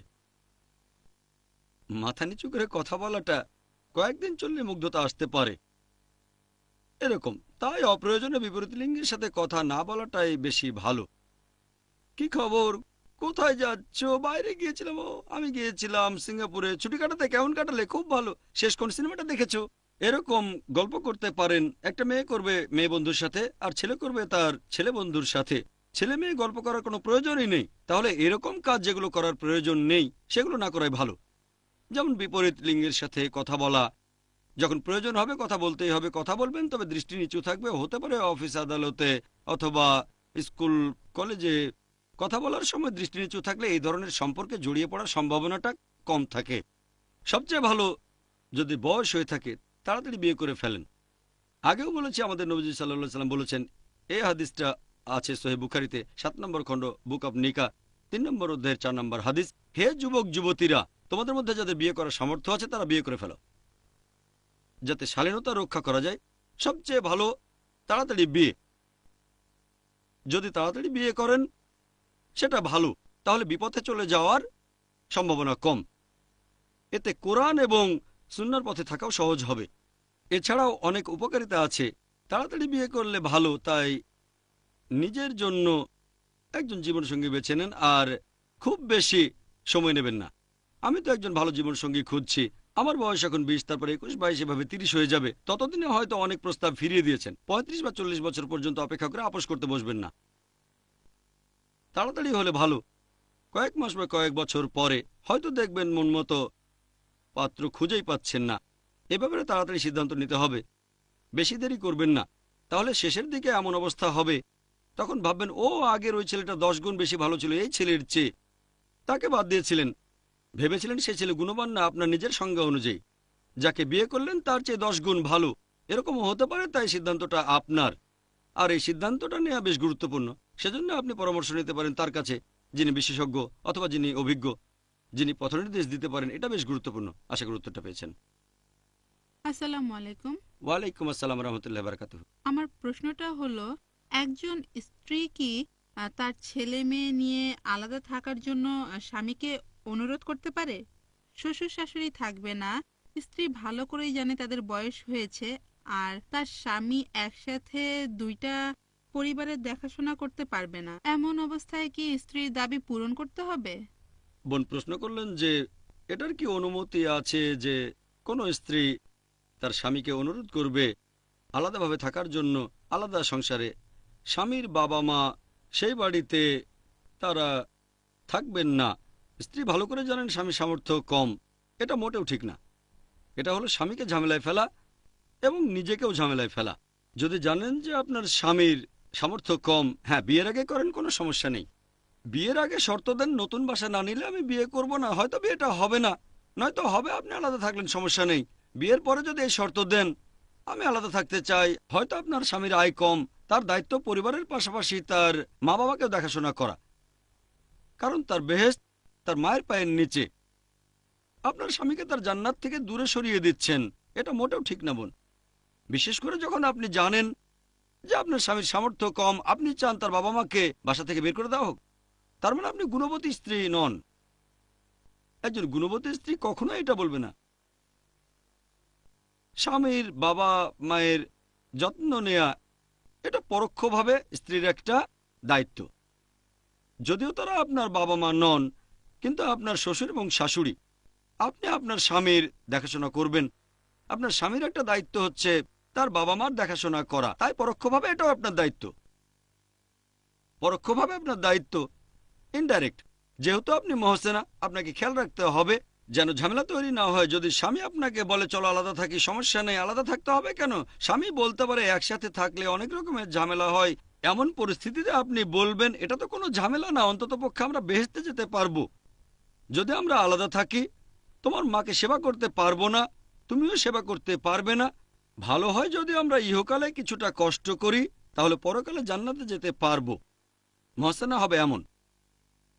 তাই আমার মতে হ্যাঁ, যদি তাদের সামর্থ্য থাকে, যদি আলাদা সংসারে থেকে বাবা মার দেখাশোনা করতে পারে, তখন এভাবে বলতে পারেন আমার বাবা মার বয়স হয়ে গেছে, তারা আলাদা থাকতে পছন্দ করেন, আমরা আলাদা থাকলে মাইন্ড করবেন না, এরকম হলে কোনো সমস্যা নেই। যদি বাবা মা এরকম চান অথবা স্বাভাবিকভাবে হয়, তারপরও দুই দিক থেকে দায়িত্ব পালন করছেন, বাবা মার দেখাশোনা করছেন, ঠিক আছে। তবে যদি স্বামীর সামর্থ্য না থাকে আর বাবা মা দেখাশোনা করতে না পারে, তাহলে এটা করা উচিত না। আশা করি উত্তরটা পেয়েছেন। একজন অমুসলিম মেয়ে যদি কোনো মুসলিম ছেলেকে বিয়ে করে, বিয়ের পরে মেয়েটার জন্য কি তার নাম বদলানো বাধ্যতামূলক? যদি একজন অমুসলিম মেয়ে কোনো মুসলিম ছেলেকে বিয়ে করে, মেয়েটা ইসলাম গ্রহণ না করলে বিয়ে করতে পারবে না। ইসলাম গ্রহণ করার পরে? ইসলাম গ্রহণ করলো, তারপর বিয়ে করলো, তার নাম কি বদলাতে হবে? মেয়েটার নাম বদলানো এখানে বাধ্যতামূলক না, যদি না নামের মধ্যে শিরক থাকে। যদি নামের মধ্যে শিরক থাকে, যেমন লক্ষ্মী, লক্ষ্মী হলো একজন দেবীর নাম, নামের মধ্যে শিরক থাকলে সেটা বদলাতে হবে। কোনো শিরক না থাকলে নাম বদলানো বাধ্যতামূলক না, তবে বদলালে ভালো। ভালো বিশেষ করে এখনকার জন্য। যদিও আগেকার দিনে মানুষ নাম বদলাতো না, তবে এখন আমার মতে এটার প্রয়োজন আছে। কারণ মেয়েটা যদি মুসলিম হিসেবে গর্বিত হয়, তাহলে কেন সবাইকে জানাবে না সে ইসলাম গ্রহণ করেছে? যদি সে অন্য কারণে ইসলাম গ্রহণ করে কোনো রকম মুগ্ধতা থেকে, তাহলে বদলাবে না, সে দেখাতে চাইবে সে তখনও অমুসলিম। এ ধরনের ক্ষেত্রে আমার পরামর্শ হলো এই যে মেয়েটা যদি নাম বদলায় তাহলে ভালো। এতে করে আশেপাশের লোকজনও ভুল বুঝবে না, মনে করবে না সে এখনো অমুসলিম। তবে নাম বদলানো ফরজ না। আশা করি উত্তরটা পেয়েছি। জাযাকাল্লাহ। অনুষ্ঠান এখানেই শেষ করছি আর আল্লাহর কাছে দোয়া করছি। Remember, Allah will always be there, be there. Nikahun mubarakun, zawajun mubarakun, an-nikahu min sunnati. আলহামদুলিল্লাহ ওয়াসসালাতু ওয়াসসালাম আলা রাসূলিল্লাহ ওয়া আলা আলিহি ওয়া সাহবিহি আজমাইন, আম্মা বাদ। আউযু বিল্লাহি মিনাশ শাইতানির রাজীম, বিসমিল্লাহির রহমানির রহিম। হুন্না লিবাসুল লাকুম ওয়া আনতুম লিবাসুল লাহুন্না, রাব্বি ইশরাহ লি সাদরি ওয়া ইয়াসসির লি আমরি ওয়াহলুল উকদাতাম মিন লিসানি ইয়াফকাহু কাওলি। আপনাদের সবাইকে স্বাগত জানাই ইসলামিক সম্ভাষণে। আসসালামু আলাইকুম ওয়া রাহমাতুল্লাহি ওয়া বারাকাতুহু। আল্লাহর দয়া, শান্তি ও রহমত আপনাদের সবার উপরে বর্ষিত হোক। আমাদের আজকের এই বিশেষ অনুষ্ঠান, যার নাম অর্ধাঙ্গিনী নাকি তিক্তাঙ্গিনী, আপনারা আমাকে এখানে প্রশ্ন করতে পারেন বিয়ে বা নিকা প্রসঙ্গে। কিভাবে জীবনসঙ্গী নির্বাচন করবেন, কিভাবে বিয়ে সম্পন্ন করবেন, সপক্ষে আর বিপক্ষে যুক্তি, দাম্পত্য জীবন সম্পর্কে সমস্যা, ভালো জিনিস, আদেশ নিষেধ, হালাল হারাম। আপনি বিয়েতে রাজি হওয়ার আগে অথবা কবুল বলার আগে যেসব প্রশ্নগুলো আপনার মনে আসতে পারে, আর এছাড়াও আপনি বিয়েতে রাজি হওয়ার পরে, কবুল বলার পরে যে প্রশ্নগুলো আসতে পারে সেগুলো। এ প্রসঙ্গে যে কোনো প্রশ্ন করতে পারেন, যাতে করে ভালো একজন জীবনসঙ্গী পান।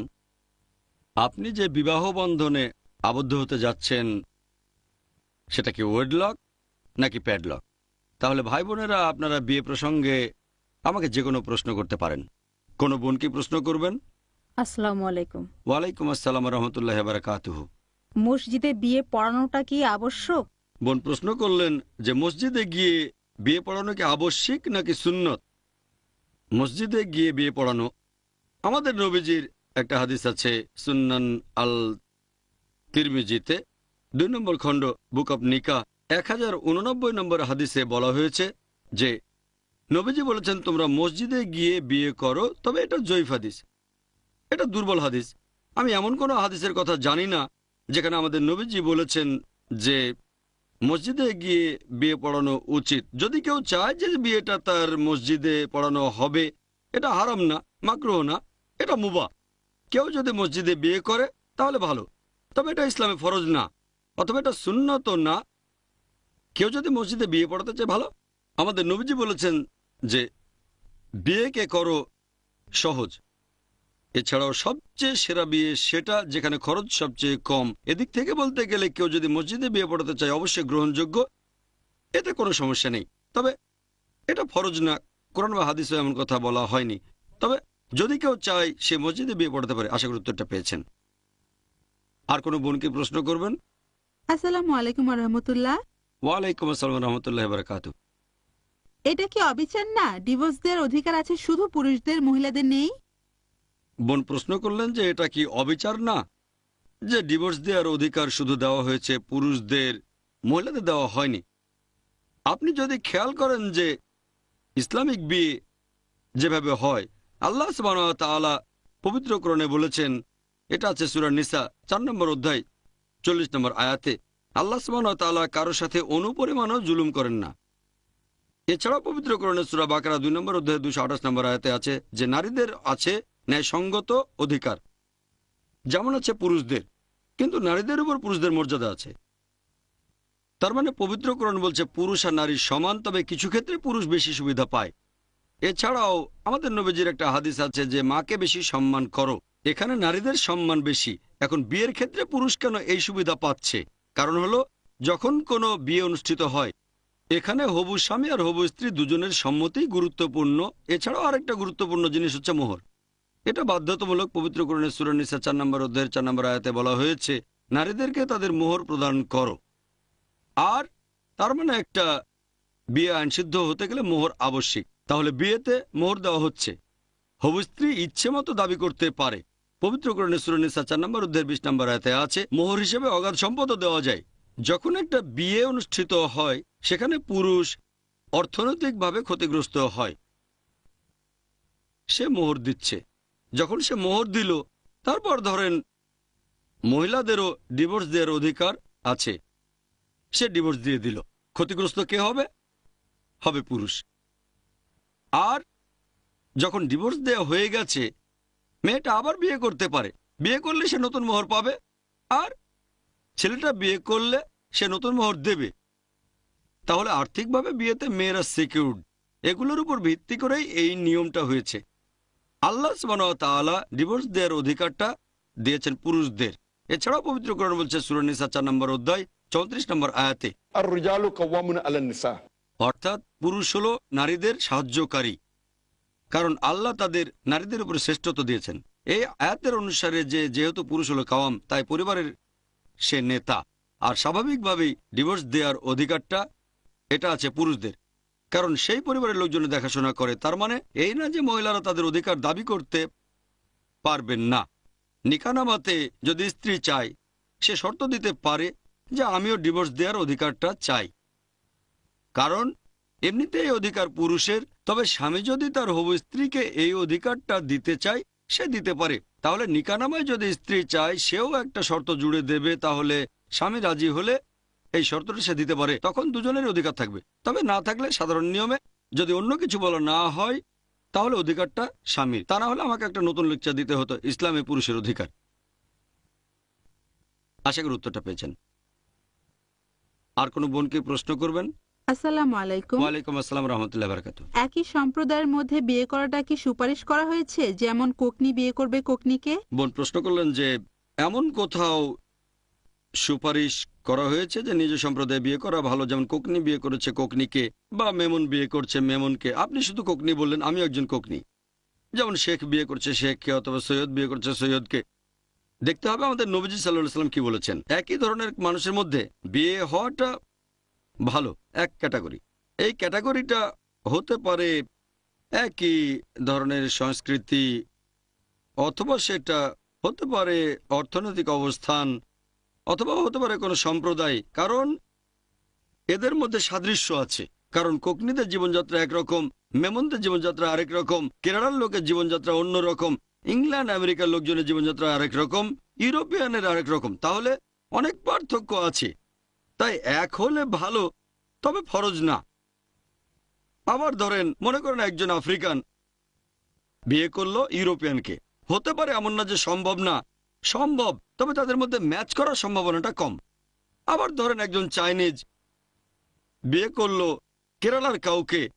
এমন না যে এটা অসম্ভব, এটা সম্ভব। তবে যদি বিশেষ কোনো কারণে এটা করতে চান, যেমন ধরেন আমি চাচ্ছি আরো গুণবতী নন কোকনি, তখন নন কোকনিকে বিয়ে করব, কোকনিকে না।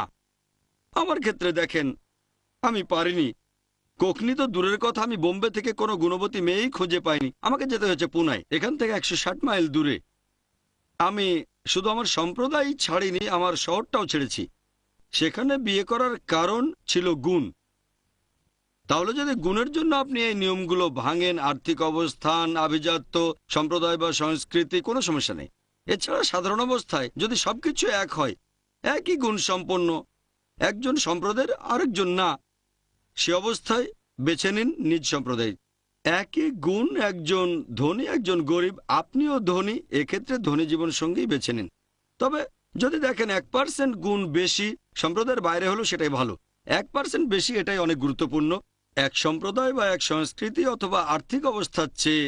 তবে গুণ যদি মানদণ্ড না হয়, তাহলে একই লেভেলে বিয়ে করাটাই ভালো। এতে করে জীবনটা সহজ হয়। যদি সহজ জীবন বেছে নেওয়ার সুযোগ আসে, তাহলে কঠিন জীবন বাদ দিয়ে সহজ জীবনটা বেছে নেওয়া ভালো। তবে তার মানে এই না, কারণ ইন্ডিয়ার কালচারে এটা খুবই কমন, কোকনি বিয়ে করবে কোকনিকে 99%, মেমন বিয়ে করবে মেমনকে, কেরালার মালয়ালি বিয়ে করবে মালয়ালিকে। এই কারণেই তারা গুণের চেয়ে সম্প্রদায়ের উপর বেশি গুরুত্ব দেয়। হ্যাঁ, অবশ্যই গুণ চাই, তবে কোকনি হতে হবে। গুণবতী স্ত্রী চাই, তবে মেমন হতে হবে। এটা হলো কথার কথা। তারা এখানে গুণের চেয়ে সম্প্রদায়কে বেশি গুরুত্ব দিচ্ছে। গুণের উপরে গুরুত্ব দেওয়া উচিত ছিল। আশা করি উত্তরটা পেয়েছেন। আর কেউ প্রশ্ন করবেন? এটা কি কালচার নাকি ইসলাম ধর্মের নিয়ম যে বিয়ের সময় কম বয়সী মেয়েদের বেশি পছন্দ করা হবে, অথবা কুমারী মেয়েদের পছন্দ করা হবে, কিংবা সুন্দরী মেয়েদের উপর খুব বেশি গুরুত্ব দেওয়া হবে? বোন প্রশ্ন করলেন যে এটা কি ইসলামের কালচার, এটা কি ইসলামে গ্রহণযোগ্য যে বয়স্ক মহিলার তুলনায় কম বয়সী মহিলাকে বিয়ে করা, গড়পড়তা চেহারার বদলে সুন্দরী মেয়েকে বিয়ে করা, অথবা গরিবের বদলে ধনী মহিলা, এটা কি ভালো? এটা মুবাহ। কারণ আপনি যদি মুহাম্মদ সাল্লাল্লাহু আলাইহি সাল্লামের জীবনী পড়েন, নবীজি প্রথম যে মহিলাকে বিয়ে করেছিলেন খাদিজা রাদিয়াল্লাহু আনহা, তিনি নবীজির চেয়ে 15 বছরের বড় ছিলেন। নবীজির বয়স তখন 25 বছর, হযরত খাদিজার তখন 40 বছর বয়স। পরবর্তীতে তার মাত্র একজন স্ত্রী ছিলেন 50 বছর বয়স পর্যন্ত, যতদিন হযরত খাদিজা রাদিয়াল্লাহু আনহা বেঁচে ছিলেন। বিবি খাদিজা মারা যাওয়ার পর নবীজি আবার বিয়ে করেন। এরপর যখন বিয়ে করলেন, তখন বিয়ে করলেন কম বয়সী, 36 বছর বয়স, 32 বছর বয়স ইত্যাদি। তবে এখানে যদি বয়সের কথা বলেন, দৃষ্টান্ত দেখতেই পাচ্ছেন, প্রথম স্ত্রী 15 বছরের বড়, পরের স্ত্রীর বয়স কম। এখানে দেখতে পাচ্ছেন নবীজির প্রথম স্ত্রী হযরত খাদিজা রাদিয়াল্লাহু আনহা ছিলেন বিধবা, তার মানে কুমারী না। নবীজির স্ত্রীগণের মধ্যে মাত্র একজন ছিলেন কুমারী, আর কেউ কুমারী ছিলেন না। হয় ছিলেন বিধবা অথবা তালাকপ্রাপ্তা। তার মানে এমন না যে কুমারী না এমন কাউকে বিয়ে করা সুন্নত। তবে নবীজি তার জীবনে আমাদের জন্য অনেক দৃষ্টান্ত রেখে গেছেন।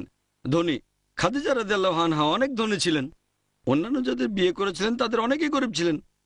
তাহলে নবীজি বিয়ে করেছেন ধনী মহিলাকে, বিয়ে করেছেন গরিব মহিলা, বয়স্ক মহিলা, কম বয়সী মহিলা, কুমারী, কুমারী না, অনেকে তালাকপ্রাপ্তা এবং বিধবাও ছিলেন। তাহলে দেখতে পাচ্ছেন এক সম্প্রদায়, আমার মতে এটা মুবাহ। এটা আপনার ব্যক্তিগত পছন্দ।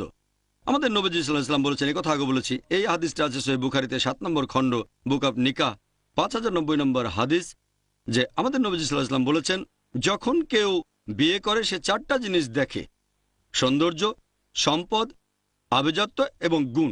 এগুলোর মধ্যে সেরা হচ্ছে গুণ। কেউ যদি সৌন্দর্য দেখে সেটা হারাম না, কেউ কম বয়সী স্ত্রী চাইলে সেটাও হারাম না, কেউ সম্পদশালী স্ত্রী চাইলে এটাও হারাম না, অভিজাত পরিবারের স্ত্রী চাওয়াটাও হারাম না। তবে এগুলোর মধ্যে গুণ হচ্ছে সেরা। গুণের উপর গুরুত্ব সবচেয়ে বেশি। যদি এমন কোনো গুণবতী মেয়ে পান যে কম সুন্দরী, এখানে সৌন্দর্যের চেয়ে গুণের উপরেই বেশি গুরুত্ব দেবেন, তাহলে গুণবতী কম সুন্দরী স্ত্রী সুন্দরী আর কম গুণের স্ত্রীর চেয়ে ভালো। গুণের উপরই গুরুত্বটা সবচেয়ে বেশি। ইসলাম ধর্মে এগুলো ছাড়া অন্য মানদণ্ডের উপর গুরুত্ব দেওয়া হয়নি। আর গুণের গুরুত্বের কথা যদি বলতে হয়, এটা নিশ্চিত করে বলা যায়। আশা গুরুত্বটা পেয়েছেন। nikah zawajun mubarakun. আর কোনো বোনকে প্রশ্ন করবেন? আসসালামু আলাইকুম। ওয়ালাইকুম আসসালাম রহমতুল্লাহ বারাকাতুহু। বিয়ের পরে মেয়ের বাবা মায়ের প্রতি তার দায়িত্বটা কি? সে কি তাদের মেনে চলবে নাকি তার স্বামীকে? বোন প্রশ্ন করলেন যে একটা মেয়ে বিয়ের পরে তার বাবা মার প্রতি কি দায়িত্ব পালন করবে, স্বামীকে মেনে চলবে নাকি বাবা মাকে? আমার মতো দুপক্ষকে মেনে চলবে, সেটাই তো সবচেয়ে ভালো। তবে যদি মতভেদ হয় তাহলে কার গুরুত্ব বেশি? বিয়ে হওয়ার আগে বাবা মার কথা মেনে চলাটা অবশ্যই গুরুত্বপূর্ণ, বিয়ের পরেও মানা গুরুত্বপূর্ণ। তবে বিয়ের পরে সে নতুন একটা পরিবারে যায়, এই দুই পক্ষের মধ্যে যদি মতভেদ হয় তাহলে দেখতে হবে কোন পক্ষ কোরআন এবং সুন্নাহ মেনে চলছে, স্বামী মেনে চলছে নাকি মা বাবা মানছে। এর উপর ভিত্তি করে সিদ্ধান্ত নেবে। তবে দুজনেই যদি নিরপেক্ষ থাকে, দুই পক্ষই কোরআন সুন্নাহ মেনে চলছে, তাহলে যে কোনো এক পক্ষকে বোঝানোর চেষ্টা করেন, দৃষ্টিভঙ্গি বদলাতে, যাতে করে আপনি আপনার বাবা মার পাশাপাশি স্বামীকেও সন্তুষ্ট করতে পারেন। তবে তারপরেও যদি বিরোধ চলতে থাকে, দুপক্ষই কোরআন সুন্নাহ মেনে চলছে, তাহলে এরকম পরিস্থিতিতে আপনি যাবেন স্বামীর পক্ষে বিয়ের পরে। আর এটার কারণ হলো, এখানে আপনি পরিবার দেখাশোনা করবেন, তার মানে এই না যে নিজের বাবা মাকে একেবারে ত্যাগ করবেন। যদি মতভেদটা এরকম হয় যে দুপক্ষে কোরআন হাদিস মানে, তারপরও আপনাকে একটা পক্ষ নিতে হবে। সবচেয়ে ভালো দুপক্ষকে সন্তুষ্ট করা। একেবারে শেষ উপায় হিসেবে যদি পক্ষ নিতেই হয়, তাহলে আপনি এখানে নেবেন স্বামীর পক্ষ, কারণ সেটা এখন আপনার নিজের পরিবার, বাবা মার পরিবার না। তারপরও যদি স্বামীকে বুঝিয়ে শুনিয়ে বাবা মাকে সন্তুষ্ট রাখতে পারেন, সেটাই সবচেয়ে ভালো। আশা করি উত্তরটা পেয়েছেন। আর কোনো বোনকে প্রশ্ন করবেন? আসসালামু আলাইকুম। ওয়ালাইকুম আসসালাম রহমতুল্লাহ বারাকাতুহু। স্বামীর মৃত্যুর পরে ইদ্দাতের সময়কাল ডিভোর্সের পরের ইদ্দাতের সময়কালের চাইতে লম্বা কেন? বোন প্রশ্ন করলেন যে স্বামী মারা গেলে স্ত্রীর জন্য ইদ্দাতের যে সময়কাল, সেটা ডিভোর্সের পক্ষের ইদ্দাতের সময়কালের চেয়ে লম্বা কেন। এই ইদ্দাত সম্পর্কে পবিত্র কোরআন বলছে, সূরা বাকারা 2 নম্বর অধ্যায় 228 নম্বর আয়াতে আছে, যখন কেউ স্ত্রীকে তালাক দেয় তখন ইদ্দাতের সময় 3 রজস্রাবকাল অথবা 3 মাস। কিন্তু কারো স্বামী মারা গেলে, কোরআন বলছে কারো স্বামী মারা গেলে ইদ্দাতের সময়কাল 4 মাস 10 দিন। তাহলে স্বামী মারা গেলে ইদ্দাতের সময়কাল সেটা 1 মাস 10 দিন বেশি। ডিভোর্স হলে 3 মাস, স্বামী মারা গেলে 4 মাস 10 দিন। কেন? ইদ্দাতের এই সময়কালটা ধরার পেছনে অনেক কারণ আছে। ডিভোর্সের পরে ইদ্দাতের সময়কাল ধরার একটা কারণ হচ্ছে এটা জানা যে স্ত্রী তার স্বামীর ঔরসজাত কোনো সন্তান ধারণ করেছে কিনা। তাহলে ইদ্দাতের সময়কাল ধরার অনেকগুলো কারণের মধ্যে একটা হচ্ছে এটা প্রিলিমিনারি টেস্ট। আগেও বলেছি যে স্বামী আর স্ত্রী কি একে অন্যকে ছাড়া থাকতে পারবে, একটা পরীক্ষা হয়ে যাবে। হয়তো 2 সপ্তাহ পরে মনে হবে, আরে আমি কি করেছি, বউয়ের উপর রাগ করলাম কারণ আমার জামাটা স্ত্রী করেনি, তাই ভাবলাম আলাদা হয়ে যাব। এই 2 সপ্তাহে দেখলাম আমি আরো সমস্যায় পড়ে গেছি, তাই মিটমাট করে ফেলি। অথবা স্ত্রী ভাবতে পারে খালি খালি ওর উপরে আমি রাগ করেছি, আমাকে একেবারে সময় দেয় না, দিনে মাত্র 4-5 ঘন্টা করে। এই 2 সপ্তাহে বুঝলাম 2 ঘন্টা সময় দিলেও কোনো সমস্যা নেই, নাই মামার চেয়ে কানা মামা ভালো। এভাবে মিটমাট হতে পারে। এরকম অনেক কারণ আছে। অন্য আরেকটা কারণ হচ্ছে এটা জানা যে স্ত্রী তার স্বামীর ঔরসজাত সন্তান ধারণ করেছে কি না।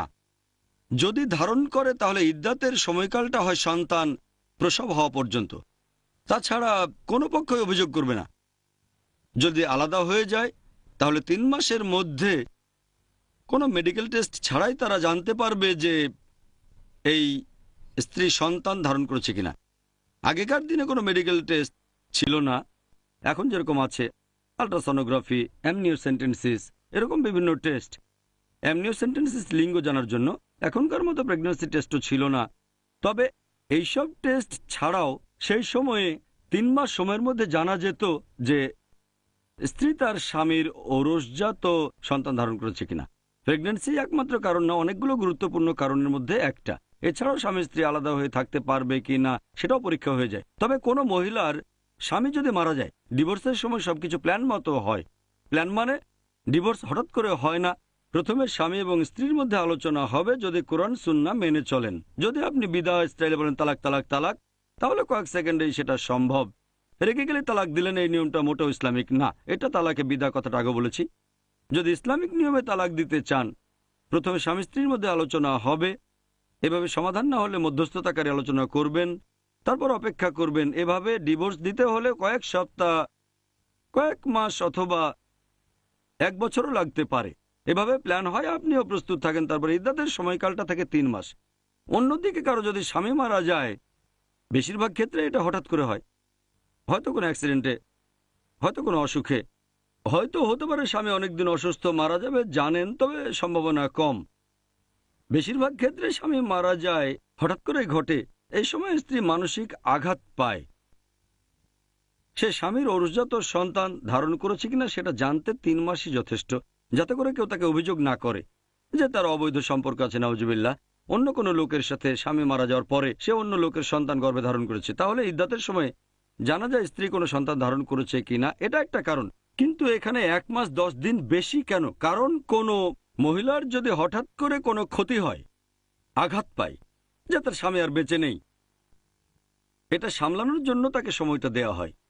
এই কারণে ইদ্দাতের সময়কালে সে অন্য কাউকে বিয়ের প্রতিশ্রুতি দিতে পারবে না, দিলেও আইনসম্মত হবে না।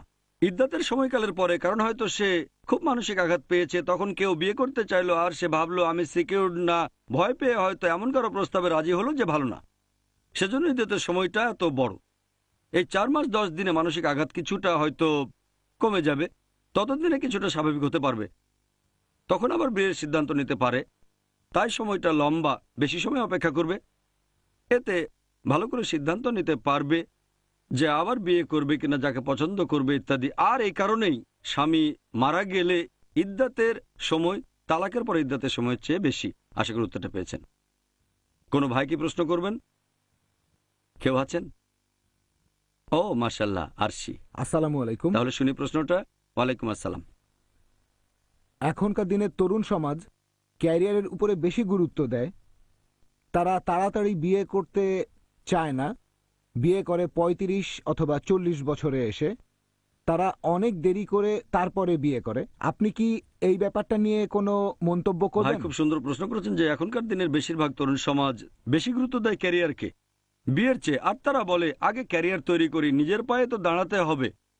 আমি বলবো ছোটবেলাতেও তো নিজের পায়ে দাঁড়াতে পারতেন। আসলে আমি আমার নিজের পায়ে দাঁড়াবো এটা দিয়ে বোঝাচ্ছে তারা আর্থিকভাবে স্বাবলম্বী হতে চায়। তারা হতে চায় ডাক্তার বা ইঞ্জিনিয়ার অথবা ভালো বেতনের চাকরি চায়। এভাবে যখন ভালো চাকরি পায় ততদিনে 30 বছর পার করে ফেলে, অথবা 28, 29, এটাও বেশ তাড়াতাড়ি, অথবা 30 পার হয়ে 31, 32 বা 35। এখন বিয়ের আগে এই ক্যারিয়ার তৈরি করা এটা কতটা গুরুত্বপূর্ণ? বিয়ে হলো জীবনের একটা অংশ, ক্যারিয়ারও জীবনের একটা অংশ। আমার মতে বিয়ের ক্ষেত্রে শুধু ক্যারিয়ারের জন্য কারো দেরি করা উচিত না, পড়াশোনার জন্যও না। ভালো, আমি বলছি না যে টিনেজে বিয়ে করে ফেলেন।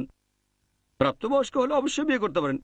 ইসলাম ধর্ম অনুমতি দিয়েছে প্রাপ্তবয়স্ক হলে আপনি বিয়ে করতে পারেন, তবে বেশি দেরি করবেন না।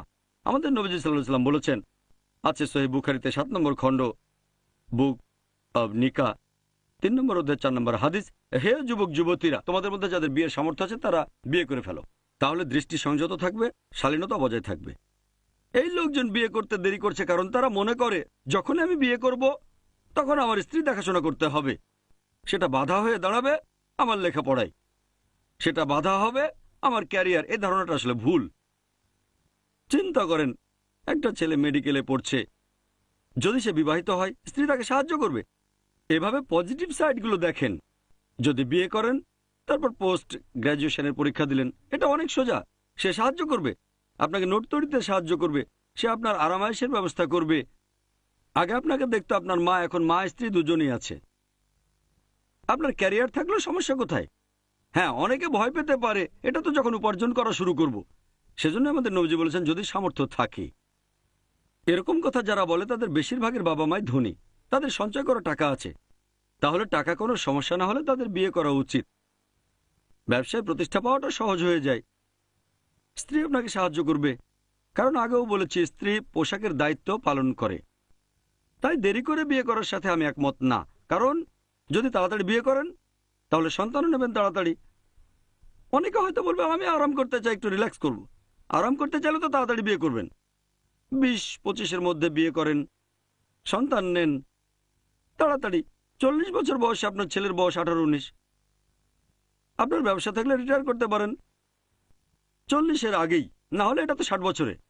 তাহলে জীবনটা উপভোগ করতে চাইলে তাড়াতাড়ি বিয়ে করেন, সন্তান নেন। এই সন্তানই এক সময় ব্যবসার হাল ধরবে, আর আপনি তখন ফ্রি, তাড়াতাড়ি আরাম করতে পারবেন। তাই জীবনটাকে উপভোগ করতে চাইলে তাড়াতাড়ি বিয়ে করাটাই ভালো। এতে করে সমাজের ক্ষতিকর দিক থেকেও রক্ষা পাবেন, কারণ তরুণ বয়সে বিপদে চলে যাওয়ার সম্ভাবনাটা বেশি থাকে। যখন আপনি গ্র্যাজুয়েশন বা পোস্ট গ্র্যাজুয়েশন করবেন, সেই সময়টাতে সিরাতুল মুস্তাকিমে থাকাটা খুবই কঠিন। যদি স্ত্রী থাকে, সে আপনার মহসেনা, শয়তানের বিরুদ্ধে দুর্গ, তাই সম্ভাবনা বেশি আপনি লেখাপড়ায় মনোযোগী হবেন।